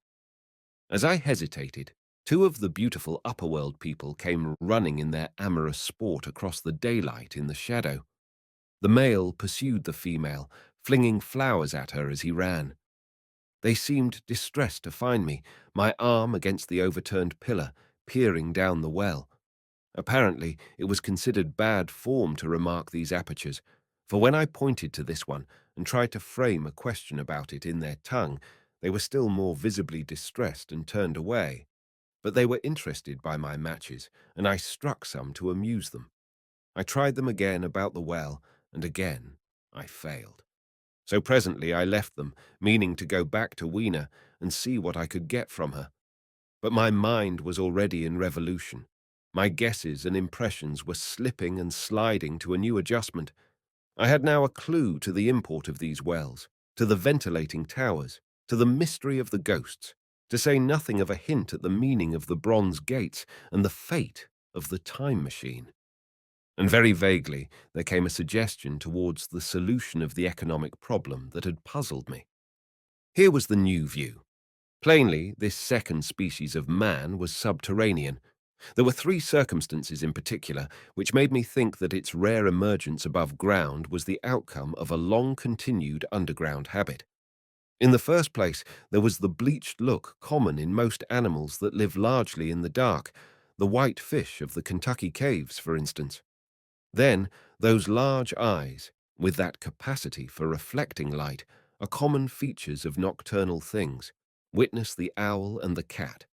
And last of all, that evident confusion in the sunshine, that hasty yet fumbling awkward flight towards dark shadow, and that peculiar carriage of the head while in the light, all reinforce the theory of an extreme sensitiveness of the retina. Beneath my feet, then, the earth must be tunneled enormously, and these tunnelings were the habitat of the new race. The presence of ventilating shafts and wells along the hill slopes, everywhere in fact, except along the river valley, showed how universal were its ramifications. What so natural, then, as to assume that it was in this artificial underworld that such work as was necessary to the comfort of the daylight race was done? The notion was so plausible that I at once accepted it, and went on to assume the how of this splitting of the human species. I dare say you will anticipate the shape of my theory, though, for myself, I very soon felt that it fell far short of the truth. At first, proceeding from the problems of our own age, it seemed clear as daylight to me that the gradual widening of the present, merely temporary and social difference between the capitalist and the labourer was the key to the whole position. No doubt it will seem grotesque enough to you, and wildly incredible. And yet even now there are existing circumstances to point that way. There is a tendency to utilize underground space for the less ornamental purposes of civilization. There is the Metropolitan Railway in London, for instance. There are new electric railways, there are subways, there are underground workrooms and restaurants, and they increase and multiply. Evidently, I thought, this tendency had increased till industry had gradually lost its birthright in the sky. I mean that it had gone deeper and deeper into larger and ever larger underground factories, spending a still increasing amount of its time therein, till, in the end, even now, does not an East End worker live in such artificial conditions as practically to be cut off from the natural surface of the earth? Again, the exclusive tendency of richer people, due, no doubt, to the increasing refinement of their education and the widening gulf between them and the rude violence of the poor, is already leading to the closing, in their interest, of considerable portions of the surface of the land. About London, for instance, perhaps half the prettier country is shut in against intrusion. And this same widening gulf, which is due to the length and expense of the higher educational process and the increased facilities for and temptations towards refined habits on the part of the rich, will make that exchange between class and class, that promotion by intermarriage, which at present retards the splitting of our species along lines of social stratification, less and less frequent. So in the end, above ground, you must have the haves, pursuing pleasure and comfort and beauty, and below ground the have-nots, the workers getting continually adapted to the conditions of their labour. Once they were there, they would no doubt have to pay rent, and not a little of it, for the ventilation of their caverns, and if they refused, they would starve or be suffocated for arrears. Such of them as were so constituted as to be miserable and rebellious would die, and in the end, the balance being permanent, the survivors would become as well adapted to the conditions of underground life, and as happy in their way as the overworld people were to theirs. As it seemed to me, the refined beauty and the etiolated pallor followed naturally enough. The great triumph of humanity I had dreamed of took a different shape in my mind. It had been no such triumph of moral education and general cooperation as I had imagined. Instead, I saw a real aristocracy, armed with a perfected science and working to a logical conclusion the industrial system of today. Its triumph had not been simply a triumph over nature, but a triumph over nature and the fellow man. This, I must warn you, was my theory at the time. I had no convenient cicerone in the pattern of the utopian books. My explanation may be absolutely wrong. I still think it is the most plausible one. But even on this supposition, the balanced civilization that was at last attained must have long since passed its zenith and was now far fallen into decay. The too perfect security of the overworlders had led them to a slow movement of degeneration, to a general dwindling in size, strength, and intelligence that I could see clearly enough already. What had happened to the undergrounders I did not yet suspect, but from what I had seen of the Morlocks, that, by the by, was the name by which these creatures were called, I could imagine that the modification of the human type was even far more profound than among the Eloi, the beautiful race that I already knew. Then came troublesome doubts. Why had the Morlocks taken my time machine? For I felt sure it was they who had taken it. Why, too, if the Eloi were masters, could they not restore the machine to me? And why were they so terribly afraid of the dark? I proceeded, as I have said, to question Weena about this underworld.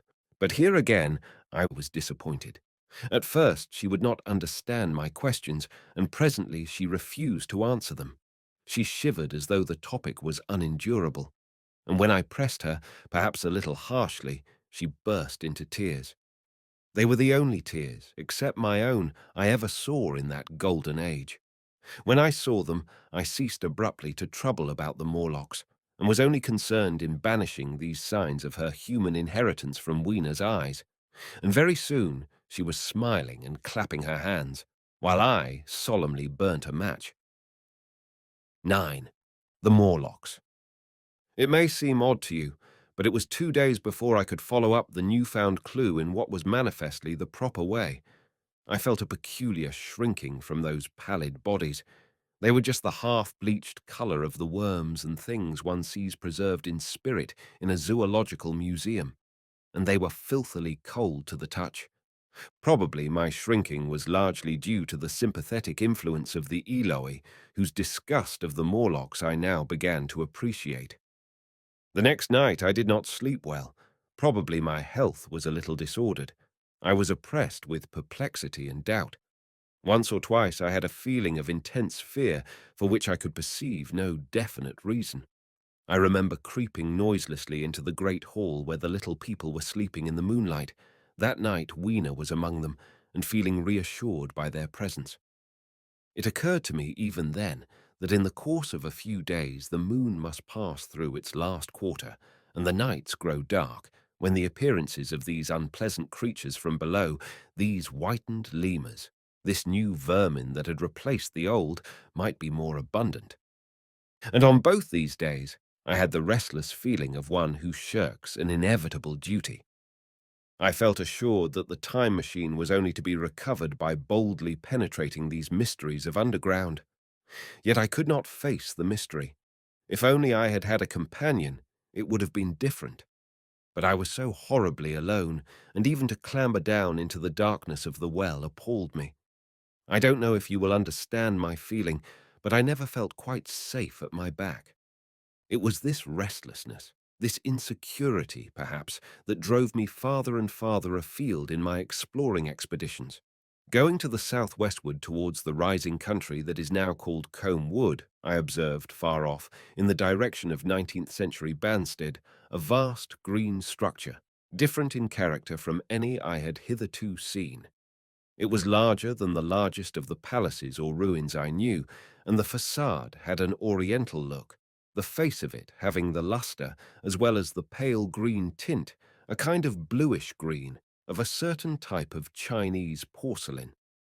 This difference in aspect suggested a difference in use, and I was minded to push on and explore. But the day was growing late, and I had come upon the site of the place after a long and tiring circuit. So I resolved to hold over the adventure for the following day, and I returned to the welcome and the caresses of little Weena. But next morning I perceived clearly enough that my curiosity regarding the palace of green porcelain was a piece of self-deception, to enable me to shirk, by another day, an experience I dreaded. I resolved I would make the descent without further waste of time, and started out in the early morning towards a well near the ruins of granite and aluminium. Little Weena ran with me. She danced beside me to the well, but when she saw me lean over the mouth and look downward, she seemed strangely disconcerted. "Goodbye, little Weena," I said, kissing her, and then putting her down, I began to feel over the parapet for the climbing hooks.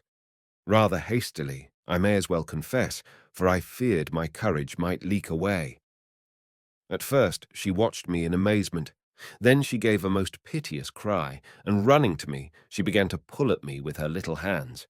I think her opposition nerved me rather to proceed. I shook her off, perhaps a little roughly, and in another moment I was in the throat of the well.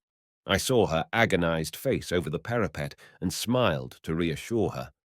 Then I had to look down at the unstable hooks to which I clung. I had to clamber down a shaft of perhaps 200 yards.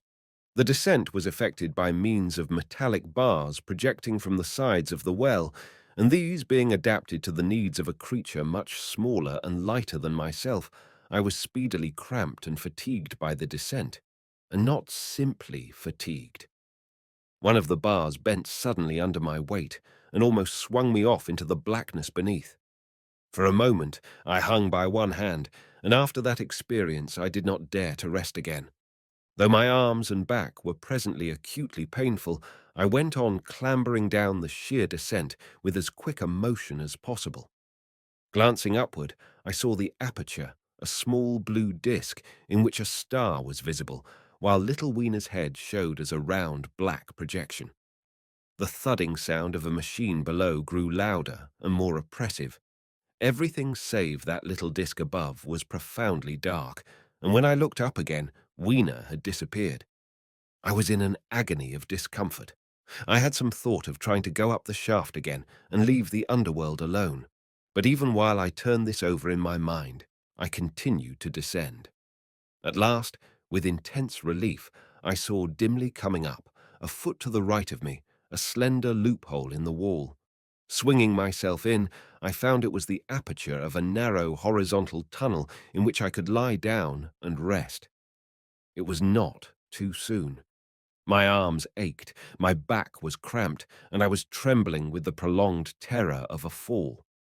Besides this, the unbroken darkness had had a distressing effect upon my eyes. The air was full of the throb and hum of machinery pumping air down the shaft. I do not know how long I lay. I was aroused by a soft hand touching my face. Starting up in the darkness, I snatched at my matches and, hastily striking one, I saw three stooping white creatures similar to the one I had seen above ground in the ruin, hastily retreating before the light. Living, as they did, in what appeared to me impenetrable darkness, their eyes were abnormally large and sensitive, just as are the pupils of the abysmal fishes, and they reflected the light in the same way. I have no doubt they could see me in that rayless obscurity, and they did not seem to have any fear of me apart from the light. But so soon as I struck a match in order to see them, they fled incontinently, vanishing into dark gutters and tunnels from which their eyes glared at me in the strangest fashion. I tried to call to them, but the language they had was apparently different from that of the overworld people, so that I was needs left to my own unaided efforts, and the thought of flight before exploration was even then in my mind. But I said to myself, "You are in for it now," and feeling my way along the tunnel, I found the noise of machinery grow louder. Presently the walls fell away from me, and I came to a large open space, and striking another match, saw that I had entered a vast arched cavern which stretched into utter darkness beyond the range of my light. The view I had of it was as much as one could see in the burning of a match. Necessarily my memory is vague. Great shapes like big machines rose out of the dimness and cast grotesque black shadows, in which dim, spectral Morlocks sheltered from the glare. The place, by the by, was very stuffy and oppressive, and the faint halitus of freshly shed blood was in the air.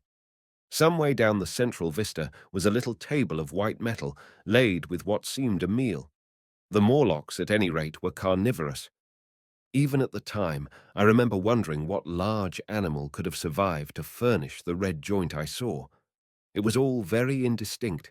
The heavy smell, the big, unmeaning shapes, the obscene figures lurking in the shadows, and only waiting for the darkness to come at me again. Then the match burnt down and stung my fingers and fell, a wriggling red spot in the blackness. I have thought since how particularly ill-equipped I was for such an experience. When I had started with the time machine, I had started with the absurd assumption that the men of the future would certainly be infinitely ahead of ourselves in all their appliances. I had come without arms, without medicine, without anything to smoke. At times I missed tobacco frightfully, even without enough matches. If only I had thought of a Kodak. I could have flashed that glimpse of the underworld in a second and examined it at leisure. But, as it was, I stood there with only the weapons and the powers that nature had endowed me with, hands, feet, and teeth, these and 4 safety matches that still remained to me. I was afraid to push my way in among all this machinery in the dark, and it was only with my last glimpse of light I discovered that my store of matches had run low. It had never occurred to me until that moment that there was any need to economize them, and I had wasted almost half the box in astonishing the overworlders, to whom fire was a novelty. Now, as I say, I had 4 left, and while I stood in the dark, a hand touched mine. Lank fingers came feeling over my face, and I was sensible of a peculiar, unpleasant odor. I fancied I heard the breathing of a crowd of those dreadful little beings about me. I felt the box of matches in my hand being gently disengaged, and other hands behind me plucking at my clothing. The sense of these unseen creatures examining me was indescribably unpleasant.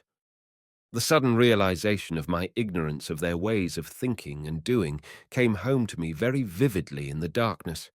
I shouted at them as loudly as I could. They started away, and then I could feel them approaching me again. They clutched at me more boldly, whispering odd sounds to each other. I shivered violently and shouted again, rather discordantly. This time, they were not so seriously alarmed, and they made a queer laughing noise as they came back at me. I will confess I was horribly frightened. I determined to strike another match and escape under the protection of its glare. I did so, and eking out the flicker with a scrap of paper from my pocket, I made good my retreat to the narrow tunnel. But I had scarce entered this when my light was blown out, and in the blackness I could hear the Morlocks rustling like wind among leaves and pattering like the rain as they hurried after me. In a moment I was clutched by several hands, and there was no mistaking that they were trying to haul me back. I struck another light and waved it in their dazzled faces. You can scarce imagine how nauseatingly inhuman they looked, those pale, chinless faces and great, lidless, pinkish-grey eyes as they stared in their blindness and bewilderment. But I did not stay to look, I promise you. I retreated again, and when my second match had ended, I struck my third. It had almost burnt through when I reached the opening into the shaft. I lay down on the edge, for the throb of the great pump below made me giddy. Then I felt sideways for the projecting hooks, and as I did so, my feet were grasped from behind, and I was violently tugged backward. I lit my last match, and it incontinently went out. But I had my hand on the climbing bars now, and kicking violently, I disengaged myself from the clutches of the Morlocks and was speedily clambering up the shaft, while they stayed peering and blinking up at me, all but one little wretch who followed me for some way and well-nigh secured my boot as a trophy. That climb seemed interminable to me. With the last 20 or 30 feet of it, a deadly nausea came upon me. I had the greatest difficulty in keeping my hold. The last few yards was a frightful struggle against this faintness. Several times my head swam, and I felt all the sensations of falling. At last, however, I got over the well mouth somehow and staggered out of the ruin into the blinding sunlight. I fell upon my face. Even the soil smelt sweet and clean. Then I remember Weena kissing my hands and ears and the voices of others among the Eloi. Then, for a time, I was insensible. 10. When night came. Now, indeed, I seemed in a worse case than before. Hitherto, except during my night's anguish at the loss of the time machine, I had felt a sustaining hope of ultimate escape, but that hope was staggered by these new discoveries. Hitherto, I had merely thought myself impeded by the childish simplicity of the little people, and by some unknown forces which I had only to understand to overcome. But there was an altogether new element in the sickening quality of the Morlocks, a something inhuman and malign. Instinctively, I loathed them. Before, I had felt as a man might feel who had fallen into a pit. My concern was with the pit and how to get out of it. Now I felt like a beast in a trap, whose enemy would come upon him soon. The enemy I dreaded may surprise you. It was the darkness of the new moon. Weena had put this into my head by some, at first, incomprehensible remarks about the dark nights. It was not now such a very difficult problem to guess what the coming dark nights might mean. The moon was on the wane. Each night there was a longer interval of darkness, and I now understood to some slight degree at least the reason of the fear of the little upperworld people for the dark. I wondered vaguely what foul villainy it might be that the Morlocks did under the new moon. I felt pretty sure now that my second hypothesis was all wrong. The upperworld people might once have been the favoured aristocracy, and the Morlocks their mechanical servants, but that had long since passed away. The two species that had resulted from the evolution of man were sliding down towards, or had already arrived at, an altogether new relationship. The Eloi, like the Carlovignon kings, had decayed to a mere beautiful futility. They still possessed the earth on sufferance, Since the Morlocks, subterranean for innumerable generations, had come at last to find the daylit surface intolerable, and the Morlocks made their garments, I inferred, and maintained them in their habitual needs, perhaps through the survival of an old habit of service. They did it as a standing horsepaws with his foot, or as a man enjoys killing animals in sport, because ancient and departed necessities had impressed it on the organism. But clearly, the old order was already in part reversed. The nemesis of the delicate ones was creeping on apace. Ages ago, thousands of generations ago, man had thrust his brother man out of the ease and the sunshine, and now that brother was coming back, changed. Already the Eloi had begun to learn one old lesson anew. They were becoming reacquainted with fear. And suddenly there came into my head the memory of the meat I had seen in the underworld. It seemed odd how it floated into my mind, not stirred up, as it were, by the current of my meditations, but coming in almost like a question from outside. I tried to recall the form of it. I had a vague sense of something familiar, but I could not tell what it was at the time. Still, however helpless the little people in the presence of their mysterious fear, I was differently constituted. I came out of this age of ours, this ripe prime of the human race, when fear does not paralyze and mystery has lost its terrors. I at least would defend myself. Without further delay, I determined to make myself arms and a fastness where I might sleep. With that refuge as a base, I could face this strange world with some of that confidence I had lost in realizing to what creatures night by night I lay exposed. I felt I could never sleep again until my bed was secure from them. I shuddered with horror to think how they must already have examined me. I wandered during the afternoon along the valley of the Thames, but found nothing that commended itself to my mind as inaccessible. All the buildings and trees seemed easily practicable to such dexterous climbers as the Morlocks, to judge by their wells, must be. Then the tall pinnacles of the palace of green porcelain and the polished gleam of its walls came back to my memory, and in the evening, taking Weena like a child upon my shoulder, I went up the hills towards the southwest. The distance, I had reckoned, was 7 or 8 miles, but it must have been nearer 18. I had first seen the place on a moist afternoon when distances are deceptively diminished. In addition, the heel of one of my shoes was loose, and a nail was working through the sole. They were comfortable old shoes I wore about indoors, so that I was lame. And it was already long past sunset when I came in sight of the palace, silhouetted black against the pale yellow of the sky. Weena had been hugely delighted when I began to carry her, but after a while she desired me to let her down, and ran along by the side of me, occasionally darting off on either hand to pick flowers to stick in my pockets. My pockets had always puzzled Weena, but at the last she had concluded that they were an eccentric kind of vases for floral decoration. At least she utilized them for that purpose. And that reminds me, in changing my jacket I found— The time traveller paused, put his hand into his pocket, and silently placed 2 withered flowers, not unlike very large white mallows, upon the little table. Then he resumed his narrative.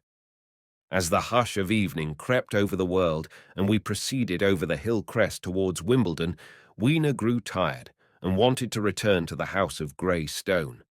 But I pointed out the distant pinnacles of the palace of green porcelain to her, and contrived to make her understand that we were seeking a refuge there from her fear. You know that great pause that comes upon things before the dusk? Even the breeze stops in the trees. To me there is always an air of expectation about that evening stillness. The sky was clear, remote, and empty, save for a few horizontal bars far down in the sunset. Well, that night, the expectation took the colour of my fears. In that darkling calm, my senses seemed preternaturally sharpened. I fancied I could even feel the hollowness of the ground beneath my feet, could indeed almost see through it the Morlocks on their ant-hill going hither and thither and waiting for the dark. In my excitement, I fancied that they would receive my invasion of their burrows as a declaration of war. And why had they taken my time machine? So we went on in the quiet, and the twilight deepened into night. The clear blue of the distance faded, and one star after another came out. The ground grew dim and the trees black. Weena's fears and her fatigue grew upon her. I took her in my arms and talked to her and caressed her. Then, as the darkness grew deeper, she put her arms round my neck and, closing her eyes, tightly pressed her face against my shoulder. So we went down a long slope into a valley, and there in the dimness I almost walked into a little river. This I waded and went up the opposite side of the valley, past a number of sleeping houses, and by a statue, a faun or some such figure, minus the head. Here too were acacias. So far I had seen nothing of the Morlocks, but it was yet early in the night, and the darker hours before the old moon rose were still to come. From the brow of the next hill I saw a thick wood spreading wide and black before me. I hesitated at this. I could see no end to it, either to the right or the left. Feeling tired, my feet, in particular, were very sore. I carefully lowered Weena from my shoulder as I halted and sat down upon the turf. I could no longer see the palace of green porcelain, and I was in doubt of my direction. I looked into the thickness of the wood and thought of what it might hide. Under that dense tangle of branches, one would be out of sight of the stars. Even were there no other lurking danger, a danger I did not care to let my imagination loose upon, there would still be all the roots to stumble over and the tree boles to strike against. I was very tired, too, after the excitements of the day, so I decided that I would not face it, but would pass the night upon the open hill. Weena, I was glad to find, was fast asleep. I carefully wrapped her in my jacket and sat down beside her to wait for the moonrise. The hillside was quiet and deserted, but from the black of the wood there came now and then a stir of living things. Above me shone the stars, for the night was very clear. I felt a certain sense of friendly comfort in their twinkling. All the old constellations had gone from the sky, however. That slow movement, which is imperceptible in 100 human lifetimes, had long since rearranged them in unfamiliar groupings. But the Milky Way, it seemed to me, was still the same tattered streamer of stardust as of yore. Southward, as I judged it, was a very bright red star that was new to me. It was even more splendid than our own green Sirius. And amid all these scintillating points of light, one bright planet shone kindly and steadily, like the face of an old friend. Looking at these stars suddenly dwarfed my own troubles and all the gravities of terrestrial life. I thought of their unfathomable distance and the slow, inevitable drift of their movements out of the unknown past into the unknown future. I thought of the great processional cycle that the pole of the earth describes. Only 40 times had that silent revolution occurred during all the years that I had traversed. And during these few revolutions, all the activity, all the traditions, the complex organizations, the nations, languages, literatures, aspirations, even the mere memory of man as I knew him had been swept out of existence. Instead were these frail creatures who had forgotten their high ancestry and the white things of which I went in terror. Then I thought of the great fear that was between the two species, and for the first time, with a sudden shiver, came the clear knowledge of what the meat I had seen might be. Yet it was too horrible. I looked at little Weena sleeping beside me, her face white and star-like under the stars, and forthwith dismissed the thought. Through that long night, I held my mind off the Morlocks as well as I could, and whiled away the time by trying to fancy I could find signs of the old constellations in the new confusion. The sky kept very clear, except for a hazy cloud or so. No doubt I dozed at times. Then, as my vigil wore on, came a faintness in the eastward sky, like the reflection of some colourless fire, and the old moon rose, thin and peaked and white. And close behind, and overtaking it, and overflowing it, the dawn came, pale at first, and then growing pink and warm. No Morlocks had approached us. Indeed, I had seen none upon the hill that night. And in the confidence of renewed day, it almost seemed to me that my fear had been unreasonable. I stood up and found my foot with the loose heel swollen at the ankle and painful under the heel. So I sat down again, took off my shoes, and flung them away. I awakened Weena, and we went down into the wood, now green and pleasant instead of black and forbidding. We found some fruit wherewith to break our fast. We soon met others of the dainty ones, laughing and dancing in the sunlight as though there was no such thing in nature as the night. And then I thought once more of the meat that I had seen. I felt assured now of what it was, and from the bottom of my heart I pitied this last feeble rill from the great flood of humanity. Clearly, at some time in the long ago of human decay, the Morlocks' food had run short. Possibly they had lived on rats and such like vermin. Even now, man is far less discriminating and exclusive in his food than he was, far less than any monkey.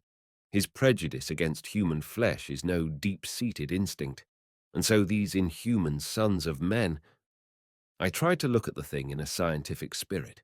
After all, they were less human and more remote than our cannibal ancestors of 3 or 4,000 years ago, and the intelligence that would have made this state of things a torment had gone. Why should I trouble myself? These Eloi were mere fatted cattle which the ant-like Morlocks preserved and preyed upon, probably saw to the breeding of, and there was Weena dancing at my side. Then I tried to preserve myself from the horror that was coming upon me by regarding it as a rigorous punishment of human selfishness. Man had been content to live in ease and delight upon the labours of his fellow man, had taken necessity as his watchword and excuse, and in the fullness of time, necessity had come home to him. I even tried a Carlyle-like scorn of this wretched aristocracy in decay, but this attitude of mind was impossible. However great their intellectual degradation, the Eloi had kept too much of the human form not to claim my sympathy, and to make me perforce a sharer in their degradation and their fear. I had at that time very vague ideas as to the course I should pursue. My first was to secure some safe place of refuge, and to make myself such arms of metal or stone as I could contrive. That necessity was immediate. In the next place, I hoped to procure some means of fire, so that I should have the weapon of a torch at hand, for nothing, I knew, would be more efficient against these Morlocks. Then I wanted to arrange some contrivance to break open the doors of bronze under the White Sphinx. I had in mind a battering ram. I had a persuasion that if I could enter those doors and carry a blaze of light before me, I should discover the time machine and escape. I could not imagine the Morlocks were strong enough to move it far away.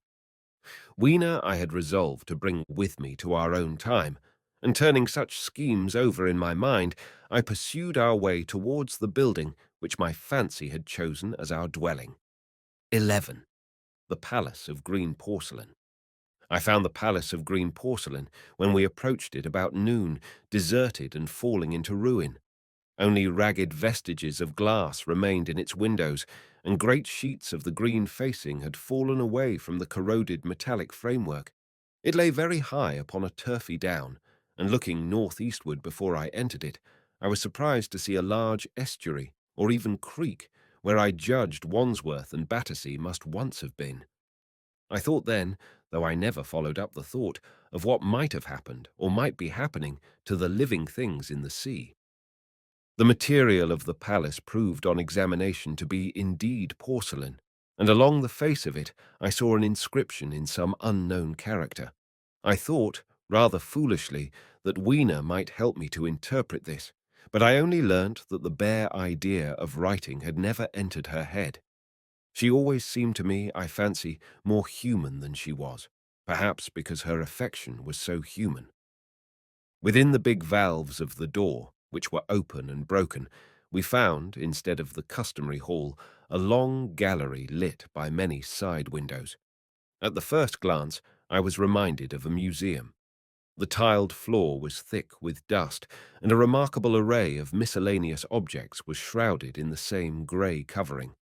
Then I perceived, standing strange and gaunt in the centre of the hall, what was clearly the lower part of a huge skeleton.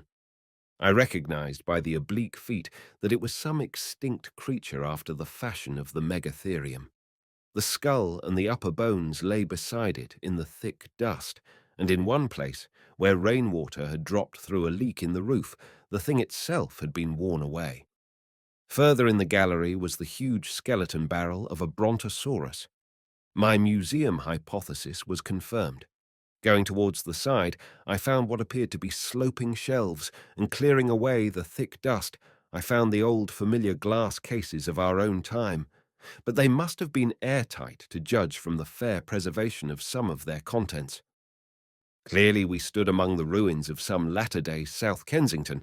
Here, apparently, was the paleontological section, and a very splendid array of fossils it must have been, though the inevitable process of decay that had been staved off for a time and had, through the extinction of bacteria and fungi, lost 99 hundredths of its force, was nevertheless, with extreme sureness, if with extreme slowness, at work again upon all its treasures. Here and there I found traces of the little people in the shape of rare fossils broken to pieces or threaded in strings upon reeds, and the cases had in some instances been bodily removed, by the Morlocks, as I judged. The place was very silent. The thick dust deadened our footsteps. Weena, who had been rolling a sea urchin down the sloping glass of a case, presently came, as I stared about me, and very quietly took my hand and stood beside me. And at first I was so much surprised by this ancient monument of an intellectual age that I gave no thought to the possibilities it presented. Even my preoccupation about the time machine receded a little from my mind. To judge from the size of the place, this palace of green porcelain had a great deal more in it than a gallery of paleontology, possibly historical galleries. It might be even a library.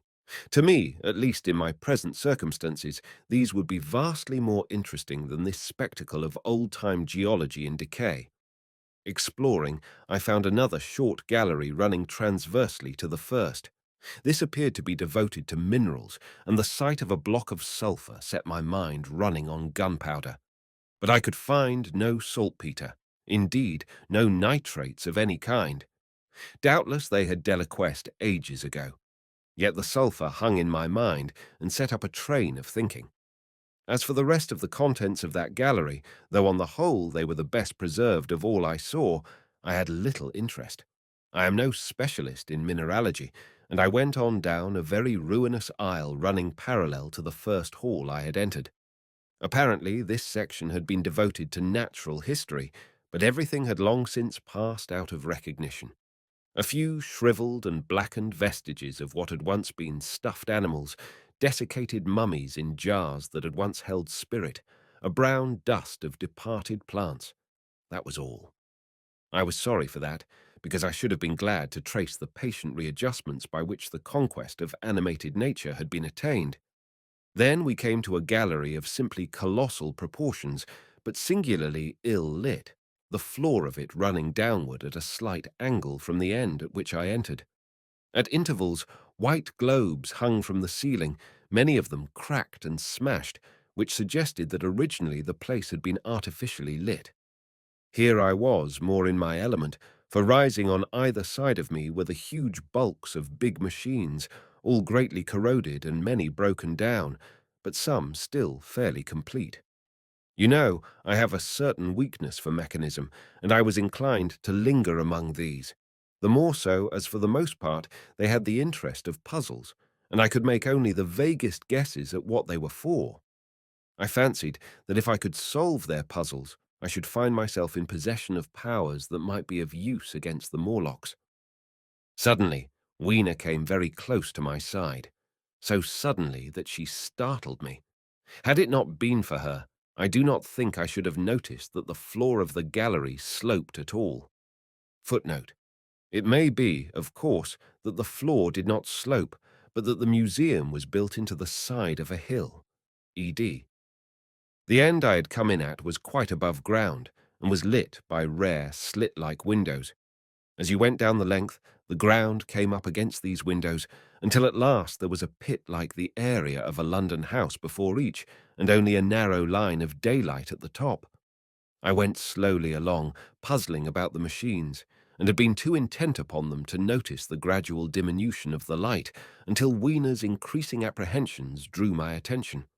Then I saw that the gallery ran down at last into a thick darkness. I hesitated, and then, as I looked round me, I saw that the dust was less abundant and its surface less even. Further away towards the dimness, it appeared to be broken by a number of small, narrow footprints.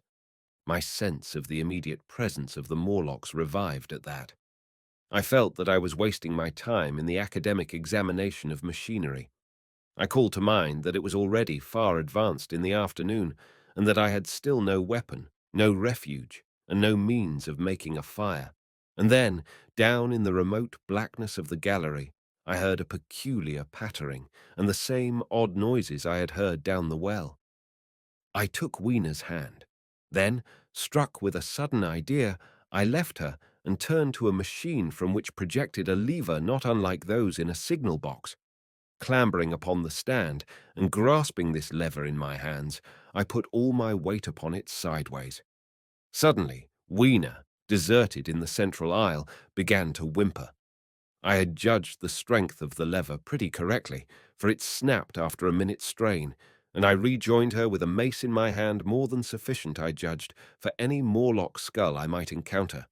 And I longed very much to kill a Morlock or so. Very inhuman, you may think, to want to go killing one's own descendants. But it was impossible, somehow, to feel any humanity in the things. Only my disinclination to leave Wiener, and a persuasion that if I began to slake my thirst for murder, my time machine might suffer, restrained me from going straight down the gallery and killing the brutes I heard. Well, mace in one hand and Wiener in the other, I went out of that gallery and into another and still larger one, which at the first glance reminded me of a military chapel hung with tattered flags. The brown and charred rags that hung from the sides of it I presently recognized as the decaying vestiges of books. They had long since dropped to pieces, and every semblance of print had left them. But here and there were warped boards and cracked metallic clasps that told the tale well enough. Had I been a literary man, I might, perhaps, have moralized upon the futility of all ambition. But as it was, the thing that struck me with keenest force was the enormous waste of labor to which this sombre wilderness of rotting paper testified. At the time, I will confess that I thought chiefly of the philosophical transactions and my own 17 papers upon physical optics.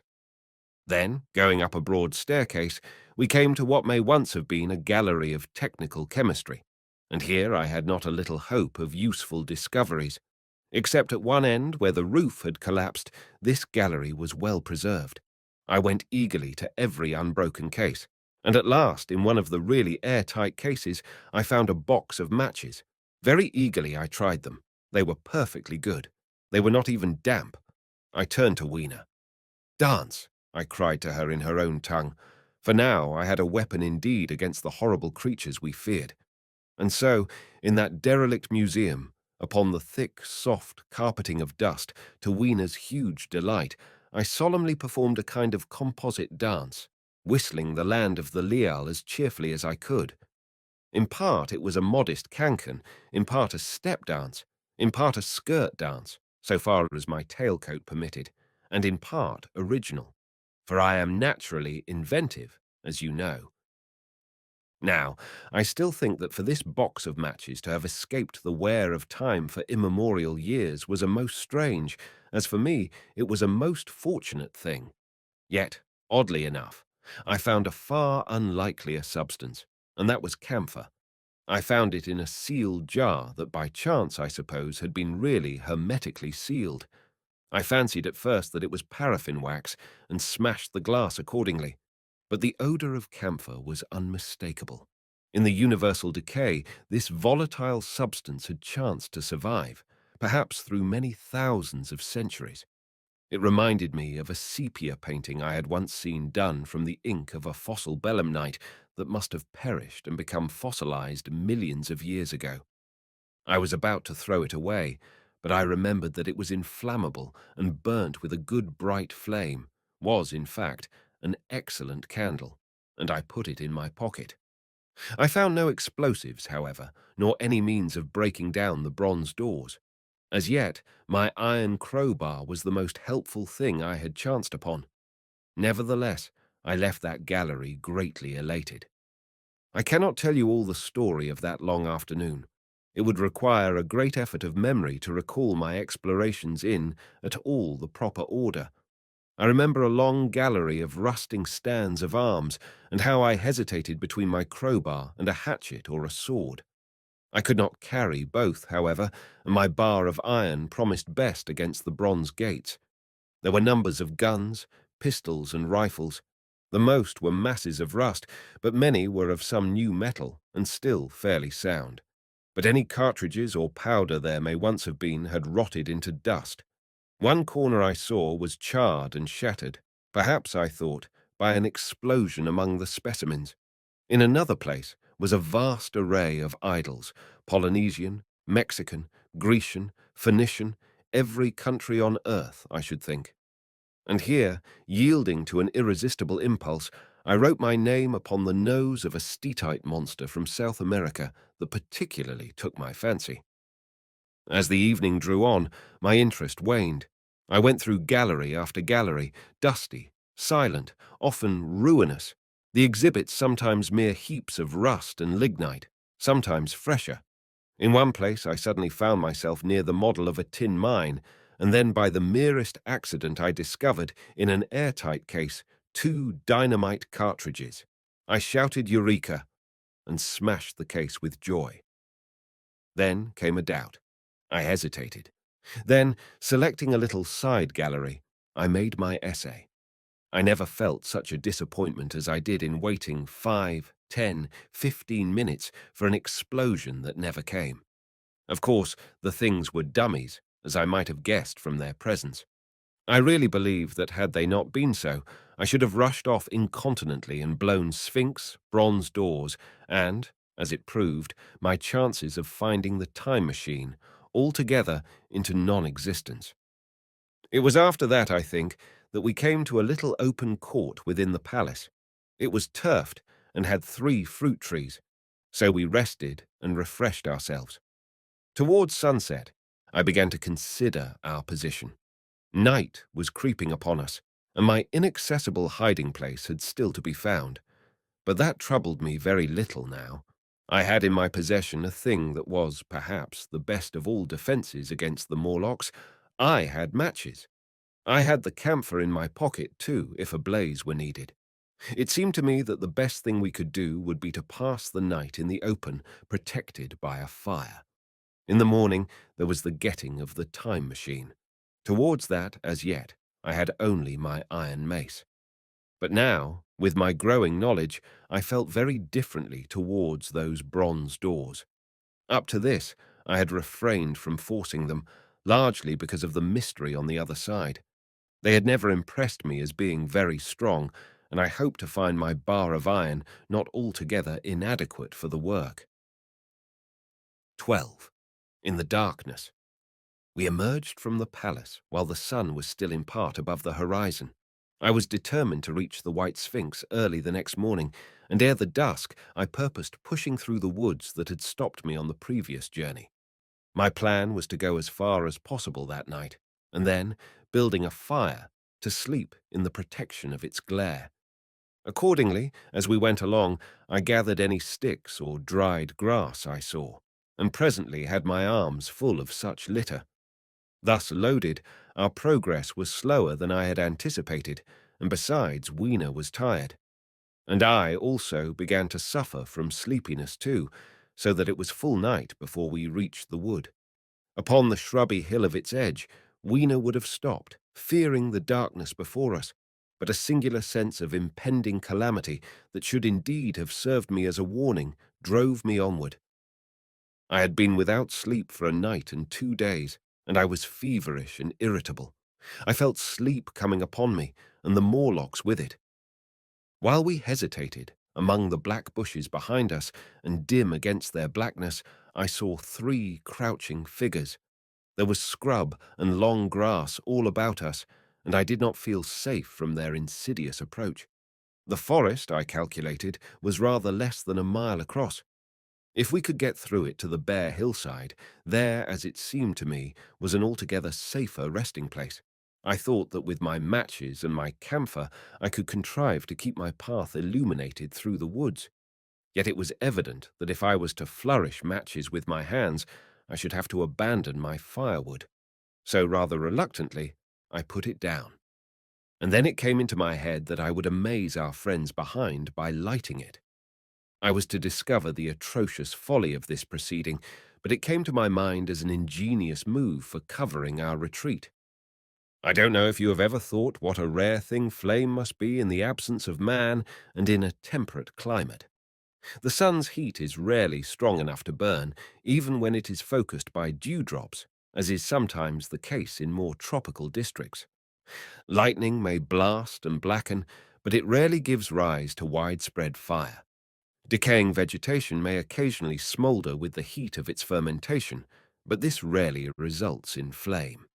In this decadence, too, the art of fire-making had been forgotten on the earth. The red tongues that went licking up my heap of wood were an altogether new and strange thing to Weena. She wanted to run to it and play with it. I believe she would have cast herself into it had I not restrained her. But I caught her up, and in spite of her struggles, plunged boldly before me into the wood. For a little way, the glare of my fire lit the path. Looking back presently, I could see, through the crowded stems, that from my heap of sticks the blaze had spread to some bushes adjacent, and a curved line of fire was creeping up the grass of the hill. I laughed at that, and turned again to the dark trees before me. It was very black, and Weena clung to me convulsively, but there was still, as my eyes grew accustomed to the darkness, sufficient light for me to avoid the stems. Overhead it was simply black, except where a gap of remote blue sky shone down upon us here and there. I lit none of my matches because I had no hand free. Upon my left arm I carried my little one. In my right hand I had my iron bar. For some way I heard nothing but the crackling twigs under my feet, the faint rustle of the breeze above, and my own breathing and the throb of the blood vessels in my ears. Then I seemed to know of a pattering behind me. I pushed on grimly. The pattering grew more distinct, and then I caught the same queer sound and voices I had heard in the underworld. There were evidently several of the Morlocks, and they were closing in upon me. Indeed, in another minute, I felt a tug at my coat, then something at my arm, and Weena shivered violently and became quite still. It was time for a match, but to get one, I must put her down. I did so, and as I fumbled with my pocket, a struggle began in the darkness about my knees, perfectly silent on her part, and with the same peculiar cooing sounds from the Morlocks. Soft little hands, too, were creeping over my coat and back, touching even my neck. Then the match scratched and fizzed. I held it flaring, and saw the white backs of the Morlocks in flight amid the trees. I hastily took a lump of camphor from my pocket, and prepared to light it as soon as the match should wane. Then I looked at Weena. She was lying clutching my feet and quite motionless, with her face to the ground. With a sudden fright, I stooped to her. She seemed scarcely to breathe. I lit the block of camphor and flung it to the ground, and as it split and flared up and drove back the Morlocks and the shadows, I knelt down and lifted her. The wood behind seemed full of the stir and murmur of a great company. She seemed to have fainted. I put her carefully upon my shoulder and rose to push on, and then there came a horrible realization. In manoeuvring with my matches and Weena, I had turned myself about several times, and now I had not the faintest idea in what direction lay my path. For all I knew, I might be facing back towards the palace of green porcelain. I found myself in a cold sweat. I had to think rapidly what to do. I determined to build a fire and encamp where we were. I put Weena, still motionless, down upon a turfy bowl, and very hastily, as my first lump of camphor waned, I began collecting sticks and leaves. Here and there, out of the darkness round me, the Morlock's eyes shone like carbuncles. The camphor flickered and went out. I lit a match, and as I did so, two white forms that had been approaching Weena dashed hastily away. One was so blinded by the light that he came straight for me, and I felt his bones grind under the blow of my fist. He gave a whoop of dismay, staggered a little way, and fell down. I lit another piece of camphor and went on gathering my bonfire.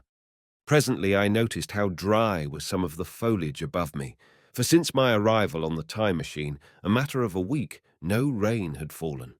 So, instead of casting about among the trees for fallen twigs, I began leaping up and dragging down branches. Very soon I had a choking, smoky fire of green wood and dry sticks, and could economize my camphor. Then I turned to where Weena lay beside my iron mace. I tried what I could to revive her, but she lay like one dead. I could not even satisfy myself whether or not she breathed. Now the smoke of the fire beat over towards me, and it must have made me heavy of a sudden. Moreover, the vapour of camphor was in the air. My fire would not need replenishing for an hour or so. I felt very weary after my exertion, and sat down. The wood, too, was full of a slumberous murmur that I did not understand. I seemed just to nod and open my eyes, but all was dark, and the Morlocks had their hands upon me. Flinging off their clinging fingers, I hastily felt in my pocket for the matchbox, and it had gone. Then they gripped and closed with me again. In a moment I knew what had happened. I had slept, and my fire had gone out, and the bitterness of death came over my soul. The forest seemed full of the smell of burning wood. I was caught by the neck, by the hair, by the arms, and pulled down. It was indescribably horrible in the darkness to feel all these soft creatures heaped upon me. I felt as if I was in a monstrous spider's web. I was overpowered and went down. I felt little teeth nipping at my neck. I rolled over, and as I did so, my hand came against my iron lever. It gave me strength. I struggled up, shaking the human rats from me, and holding the bar short, I thrust where I judged their faces might be. I could feel the succulent giving of flesh and bone under my blows, and for a moment I was free. The strange exultation that so often seems to accompany hard fighting came upon me. I knew that both I and Weena were lost, but I determined to make the Morlocks pay for their meat. I stood with my back to a tree, swinging the iron bar before me. The whole wood was full of the stir and cries of them. A minute passed. Their voices seemed to rise to a higher pitch of excitement, and their movements grew faster.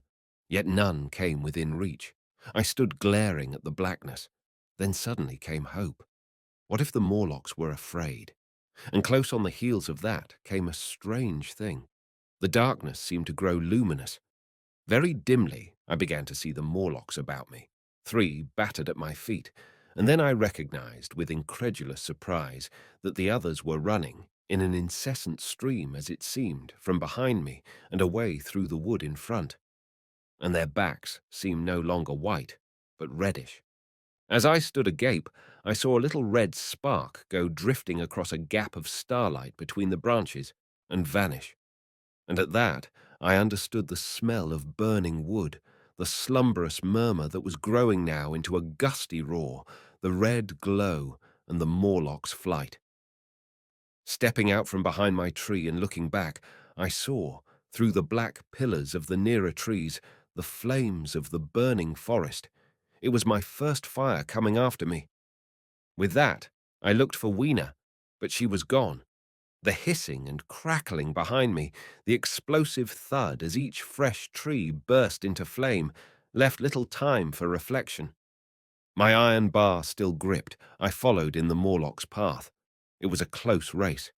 Once the flames crept forward so swiftly on my right as I ran that I was outflanked and had to strike off to the left. But at last I emerged upon a small, open space, and as I did so, a Morlock came blundering towards me and past me and went on straight into the fire. And now I was to see the most weird and horrible thing, I think, of all that I beheld in that future age. This whole space was as bright as day with the reflection of the fire. In the centre was a hillock or tumulus, surmounted by a scorched hawthorn. Beyond this was another arm of the burning forest, with yellow tongues already writhing from it, completely encircling the space with a fence of fire. Upon the hillside were some 30 or 40 Morlocks, dazzled by the light and heat, and blundering hither and thither against each other in their bewilderment. At first I did not realize their blindness, and struck furiously at them with my bar in a frenzy of fear as they approached me, killing one and crippling several more. But when I had watched the gestures of one of them groping under the hawthorn against the red sky, and heard their moans, I was assured of their absolute helplessness and misery in the glare, and I struck no more of them. Yet every now and then one would come straight towards me, setting loose a quivering horror that made me quick to elude him. At one time, the flames died down somewhat, and I feared the foul creatures would presently be able to see me.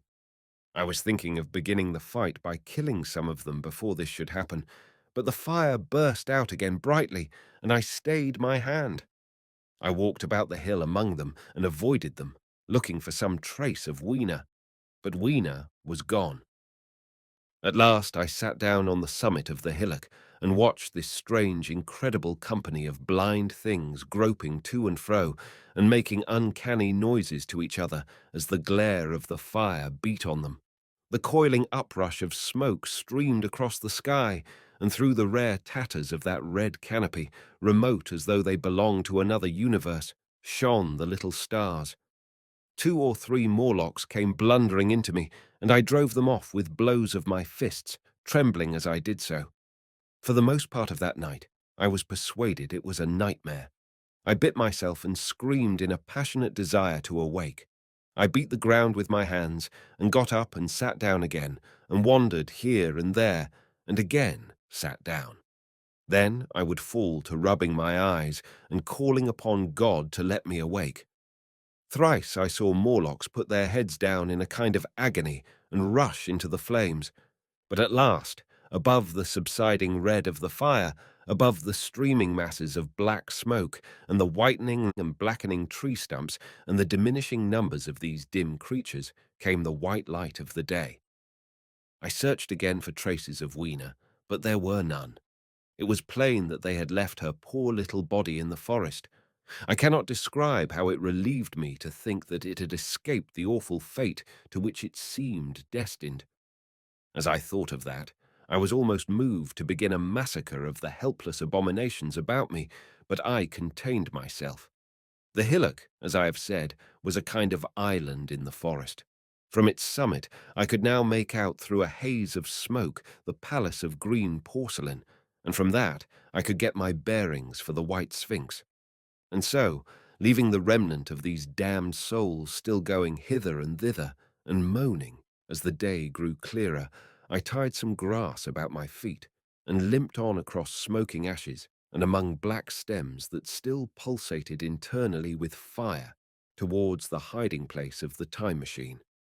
I walked slowly, for I was almost exhausted, as well as lame, and I felt the intensest wretchedness for the horrible death of little Weena. It seemed an overwhelming calamity. Now, in this old, familiar room, it is more like the sorrow of a dream than an actual loss. But that morning it left me absolutely lonely again, terribly alone. I began to think of this house of mine, of this fireside, of some of you, and with such thoughts came a longing that was pain. But as I walked over the smoking ashes under the bright morning sky, I made a discovery. In my trouser pocket were still some loose matches. The box must have leaked before it was lost. 13. The Trap of the White Sphinx. About 8 or 9 in the morning, I came to the same seat of yellow metal from which I had viewed the world upon the evening of my arrival. I thought of my hasty conclusions upon that evening, and could not refrain from laughing bitterly at my confidence. Here was the same beautiful scene, the same abundant foliage, the same splendid palaces and magnificent ruins, the same silver river running between its fertile banks. The gay robes of the beautiful people moved hither and thither among the trees. Some were bathing in exactly the place where I had saved Weena, and that suddenly gave me a keen stab of pain, and like blots upon the landscape rose the cupolas above the ways to the underworld. I understood now what all the beauty of the overworld people covered. Very pleasant was their day, as pleasant as the day of the cattle in the field. Like the cattle, they knew of no enemies and provided against no needs, and their end was the same. I grieved to think how brief the dream of the human intellect had been. It had committed suicide. It had set itself steadfastly towards comfort and ease, a balanced society with security and permanency as its watchword. It had attained its hopes, to come to this at last. Once, life and property must have reached almost absolute safety. The rich had been assured of his wealth and comfort, the toiler assured of his life and work. No doubt in that perfect world there had been no unemployed problem, no social question left unsolved, and a great quiet had followed. It is a law of nature we overlook, that intellectual versatility is the compensation for change, danger, and trouble. An animal perfectly in harmony with its environment is a perfect mechanism. Nature never appeals to intelligence until habit and instinct are useless. There is no intelligence where there is no change and no need of change. Only those animals partake of intelligence that have to meet a huge variety of needs and dangers. So, as I see it, the upperworld man had drifted towards his feeble prettiness and the underworld to mere mechanical industry. But that perfect state had lacked one thing even for mechanical perfection: absolute permanency. Apparently, as time went on, the feeding of an underworld, however it was effected, had become disjointed. Mother Necessity, who had been staved off for a few thousand years, came back again, and she began below. The underworld being in contact with machinery, which, however perfect, still needs some little thought outside habit, had probably retained perforce rather more initiative, if less of every other human character, than the upper. And when other meat failed them, they turned to what old habit had hitherto forbidden. So I say I saw it in my last view of the world of 800 and 2701. It may be as wrong an explanation as mortal wit could invent. It is how the thing shaped itself to me, and as that, I give it to you. After the fatigues, excitements, and terrors of the past days, and in spite of my grief, this seat and the tranquil view and the warm sunlight were very pleasant. I was very tired and sleepy, and soon my theorizing passed into dozing. Catching myself at that, I took my own hint, and spreading myself out upon the turf, I had a long and refreshing sleep. I awoke a little before sunsetting. I now felt safe against being caught napping by the Morlocks, and stretching myself, I came on down the hill towards the White Sphinx. I had my crowbar in one hand, and the other hand played with the matches in my pocket. And now came a most unexpected thing. As I approached the pedestal of the Sphinx, I found the bronze valves were open. They had slid down into grooves. At that, I stopped short before them, hesitating to enter. Within was a small apartment, and on a raised place in the corner of this was the time machine. I had the small levers in my pocket. So here, after all my elaborate preparations for the siege of the White Sphinx, was a meek surrender. I threw my iron bar away, almost sorry not to use it. A sudden thought came into my head as I stooped towards the portal. For once, at least, I grasped the mental operations of the Morlocks. Suppressing a strong inclination to laugh, I stepped through the bronze frame and up to the time machine. I was surprised to find it had been carefully oiled and cleaned.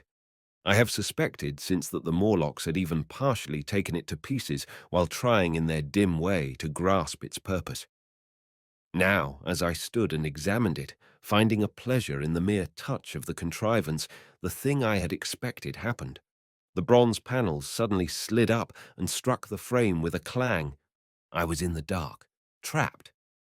So the Morlocks thought. At that, I chuckled gleefully. I could already hear their murmuring laughter as they came towards me.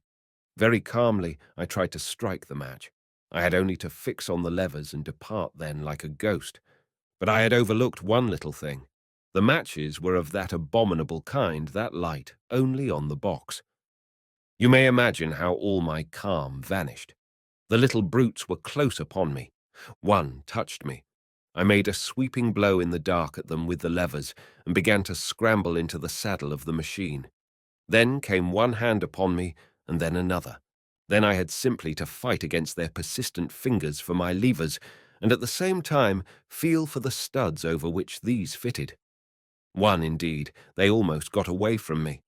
As it slipped from my hand, I had to butt in the dark with my head. I could hear the Morlock's skull ring, to recover it. It was a nearer thing than the fight in the forest, I think, this last scramble. But at last the lever was fixed and pulled over. The clinging hands slipped from me. The darkness presently fell from my eyes. I found myself in the same grey light and tumult I have already described. 14. The further vision. I have already told you of the sickness and confusion that comes with time travelling. And this time I was not seated properly in the saddle, but sideways and in an unstable fashion.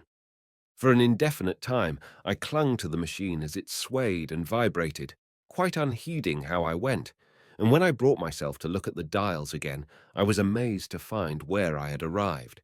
One dial records days, and another thousands of days, another millions of days, and another thousands of millions. Now, instead of reversing the levers, I had pulled them over so as to go forward with them, and when I came to look at these indicators, I found that the thousands hand was sweeping round as fast as the seconds hand of a watch into futurity. As I drove on, a peculiar change crept over the appearance of things. The palpitating greyness grew darker. Then, though I was still travelling with prodigious velocity, the blinking succession of day and night, which was usually indicative of a slower pace, returned and grew more and more marked. This puzzled me very much at first. The alternations of night and day grew slower and slower, and so did the passage of the sun across the sky, until they seemed to stretch through centuries. At last, a steady twilight brooded over the earth, a twilight only broken now and then when a comet glared across the darkling sky. The band of light that had indicated the sun had long since disappeared, for the sun had ceased to set. It simply rose and fell in the west and grew ever broader and more red. All trace of the moon had vanished. The circling of the stars, growing slower and slower, had given place to creeping points of light. At last, some time before I stopped, the sun, red and very large, halted motionless upon the horizon, a vast dome glowing with a dull heat, and now and then suffering a momentary extinction. At one time it had for a little while glowed more brilliantly again, but it speedily reverted to its sullen red heat. I perceived by this slowing down of its rising and setting that the work of the tidal drag was done. The earth had come to rest with one face to the sun, even as in our own time the moon faces the earth. Very cautiously, for I remembered my former headlong fall, I began to reverse my motion. Slower and slower went the circling hands, until the thousands one seemed motionless, and the daily one was no longer a mere mist upon its scale. Still slower, until the dim outlines of a desolate beach grew visible. I stopped very gently and sat upon the time machine, looking round. The sky was no longer blue. Northeastward it was inky black, and out of the blackness shone brightly and steadily the pale white stars. Overhead it was a deep Indian red and starless, and southeastward it grew brighter to a glowing scarlet, where cut by the horizon lay the huge hull of the sun, red and motionless. The rocks about me were of a harsh reddish colour, and all the trace of life that I could see at first was the intensely green vegetation that covered every projecting point on their southeastern face. It was the same rich green that one sees on forest moss or on the lichen in caves, plants which like these grow in a perpetual twilight. The machine was standing on a sloping beach. The sea stretched away to the southwest to rise into a sharp, bright horizon against the wan sky. There were no breakers and no waves, for not a breath of wind was stirring. Only a slight, oily swell rose and fell like a gentle breathing, and showed that the eternal sea was still moving and living. And along the margin, where the water sometimes broke, was a thick incrustation of salt, pink under the lurid sky. There was a sense of oppression in my head, and I noticed that I was breathing very fast. The sensation reminded me of my only experience of mountaineering, and from that I judged the air to be more rarefied than it is now. Far away up the desolate slope, I heard a harsh scream and saw a thing like a huge white butterfly go slanting and fluttering up into the sky and circling, disappear over some low hillocks beyond. The sound of its voice was so dismal that I shivered and seated myself more firmly upon the machine. Looking round me again, I saw that quite near, what I had taken to be a reddish mass of rock was moving slowly towards me. Then I saw the thing was really a monstrous crab-like creature. Can you imagine a crab as large as yonder table, with its many legs moving slowly and uncertainly, its big claws swaying, its long antennae like carters' whips, waving and feeling, and its stalked eyes, gleaming at you on either side of its metallic front? Its back was corrugated and ornamented with ungainly bosses, and a greenish incrustation blotched it here and there. I could see the many palps of its complicated mouth flickering and feeling as it moved. As I stared at this sinister apparition crawling towards me, I felt a tickling on my cheek as though a fly had lighted there. I tried to brush it away with my hand, but in a moment it returned, and almost immediately came another by my ear. I struck at this and caught something thread-like. It was drawn swiftly out of my hand. With a frightful qualm, I turned, and I saw that I had grasped the antenna of another monster crab that stood just behind me. Its evil eyes were wriggling on their stalks, its mouth was all alive with appetite, and its vast, ungainly claws, smeared with an algal slime, were descending upon me. In a moment, my hand was on the lever, and I had placed a month between myself and these monsters. But I was still on the same beach, and I saw them distinctly now as soon as I stopped. Dozens of them seemed to be crawling here and there in the sombre light, among the foliated sheets of intense green. I cannot convey the sense of abominable desolation that hung over the world. The red eastern sky, the northward blackness, the salt Dead Sea, the stony beach crawling with these foul, slow-stirring monsters, the uniform, poisonous-looking green of the lichenous plants, the thin air that hurts one's lungs, all contributed to an appalling effect. I moved on 100 years, and there was the same red sun, a little larger, a little duller, the same dying sea, the same chill air, and the same crowd of earthy crustacea creeping in and out among the green weed and the red rocks. And in the westward sky I saw a curved, pale line like a vast new moon.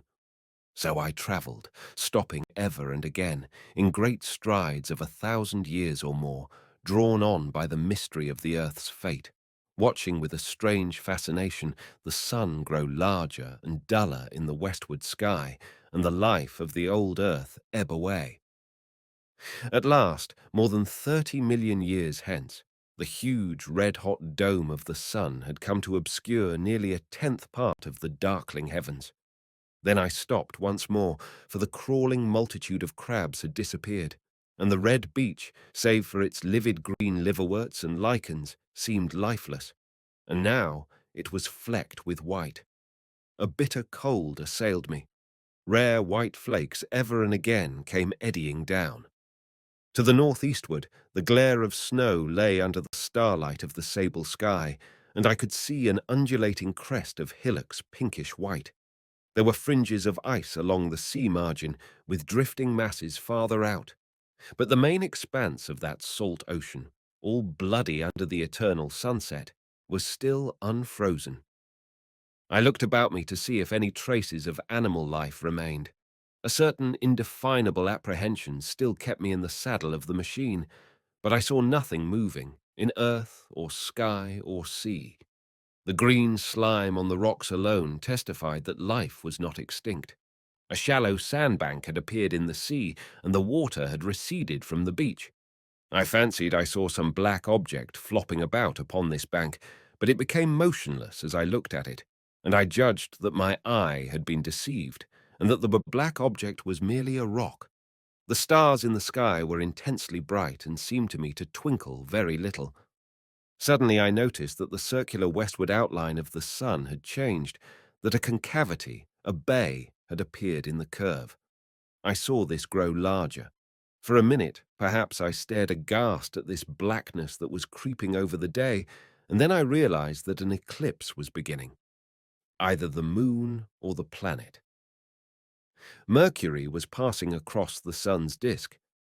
Naturally, at first I took it to be the moon, but there is much to incline me to believe that what I really saw was the transit of an inner planet passing very near to the Earth. The darkness grew apace. A cold wind began to blow in freshening gusts from the east, and the showering white flakes in the air increased in number. From the edge of the sea came a ripple and whisper.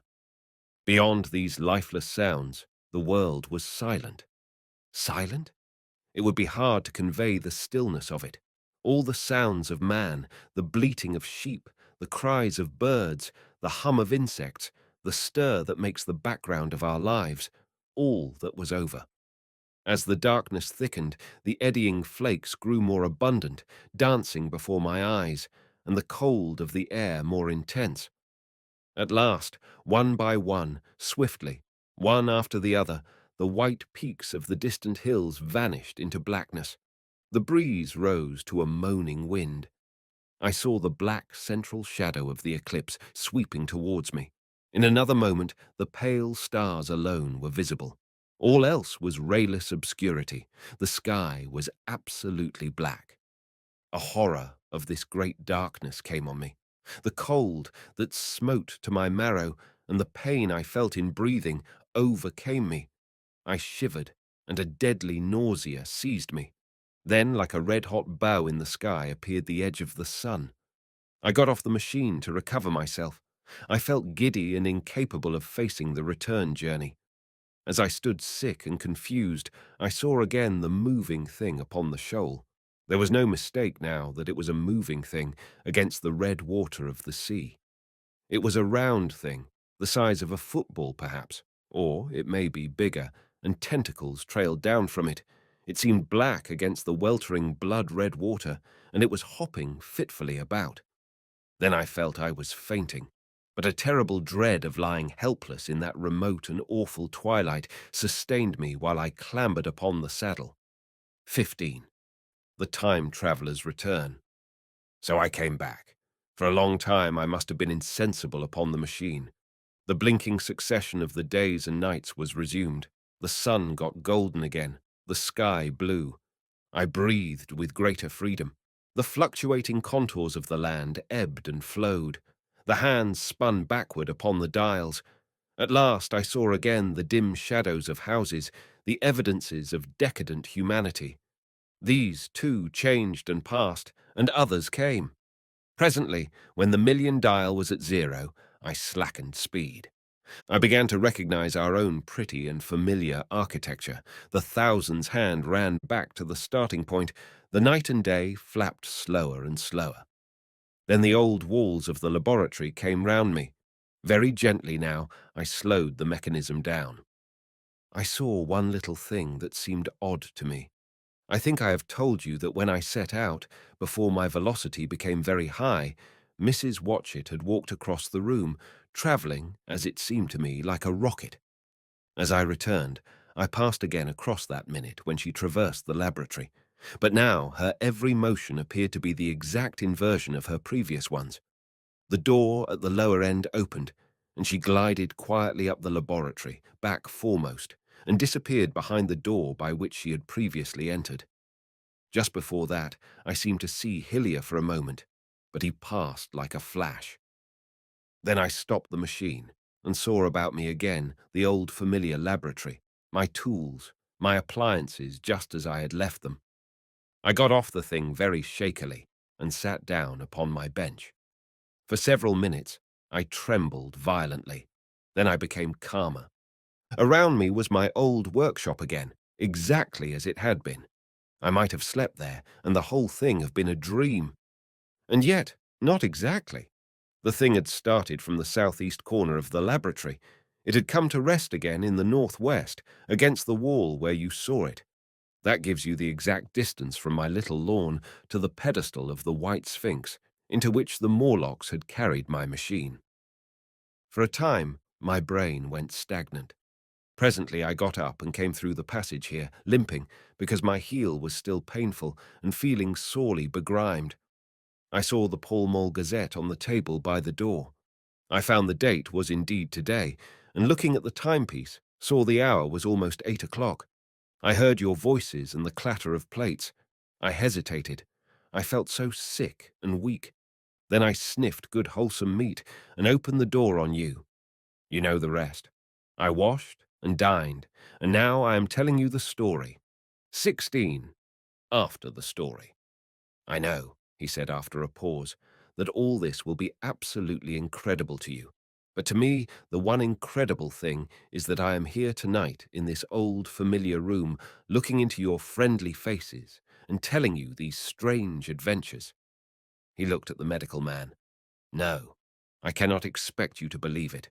Take it as a lie or a prophecy. Say I dreamed it in the workshop.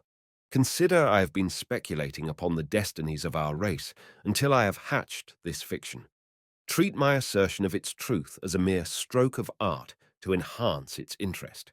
And taking it as a story, what do you think of it? He took up his pipe and began, in his old accustomed manner, to tap with it nervously upon the bars of the grate. There was a momentary stillness. Then chairs began to creak and shoes to scrape upon the carpet.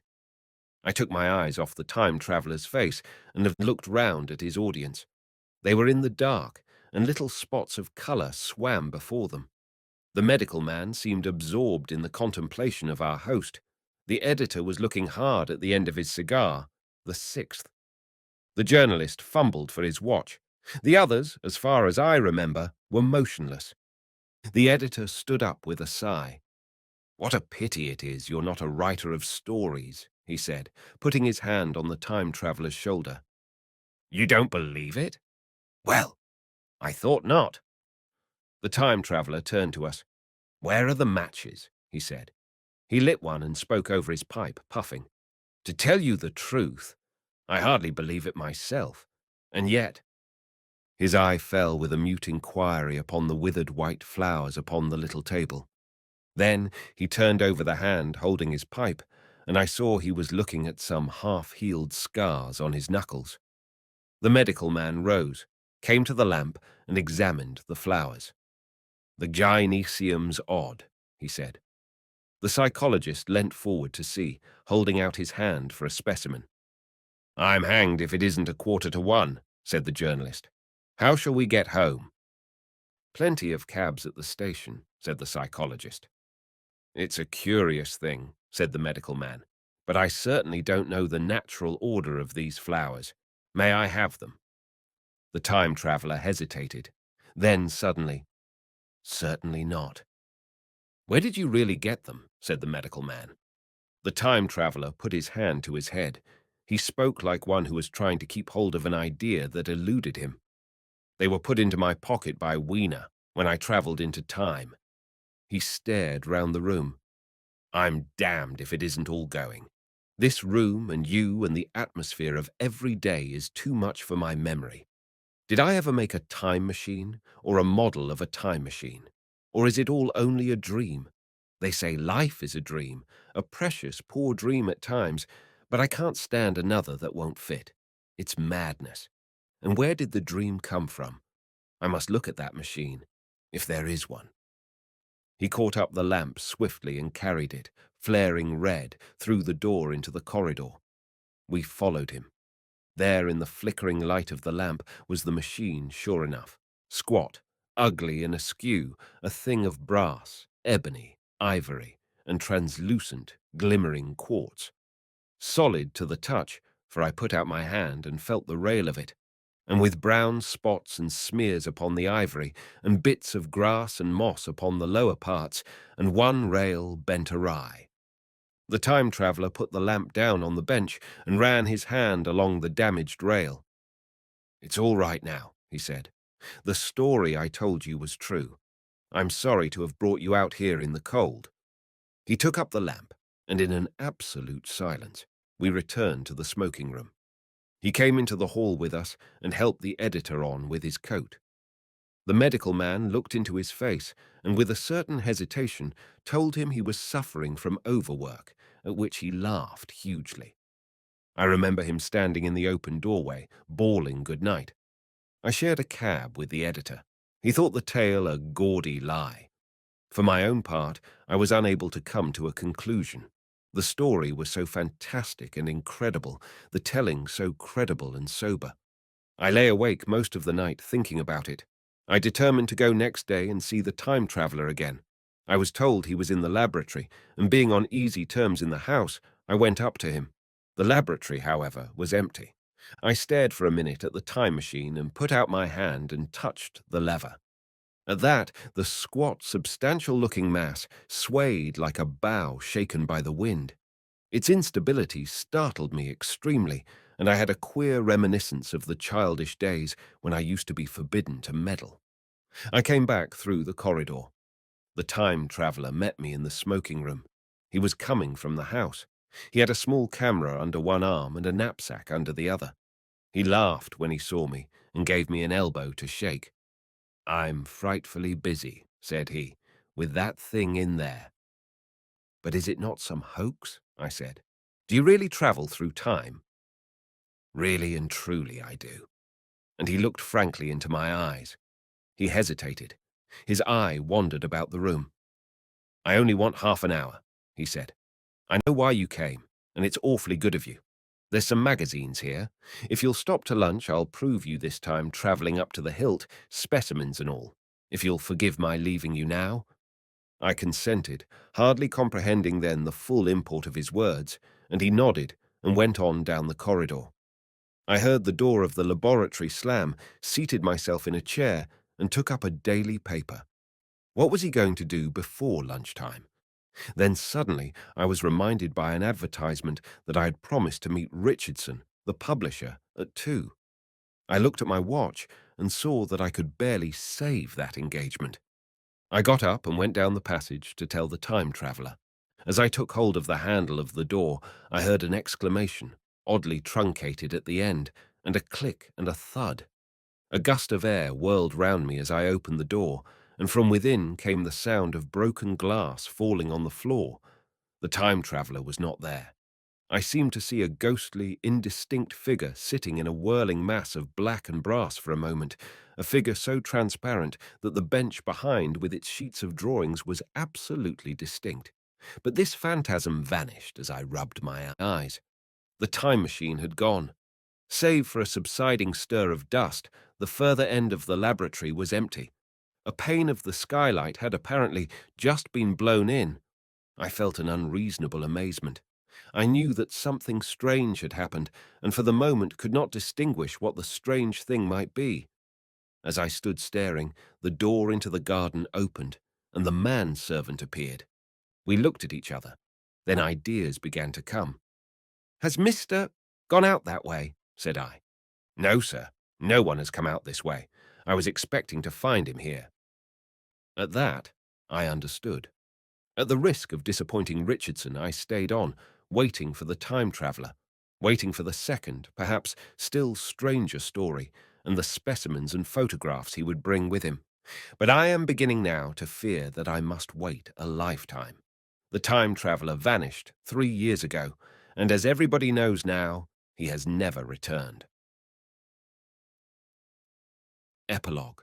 One cannot choose but wonder, will he ever return? It may be that he swept back into the past and fell among the blood-drinking, hairy savages of the age of unpolished stone, into the abysses of the Cretaceous Sea, or among the grotesque saurians, the huge reptilian brutes of the Jurassic times.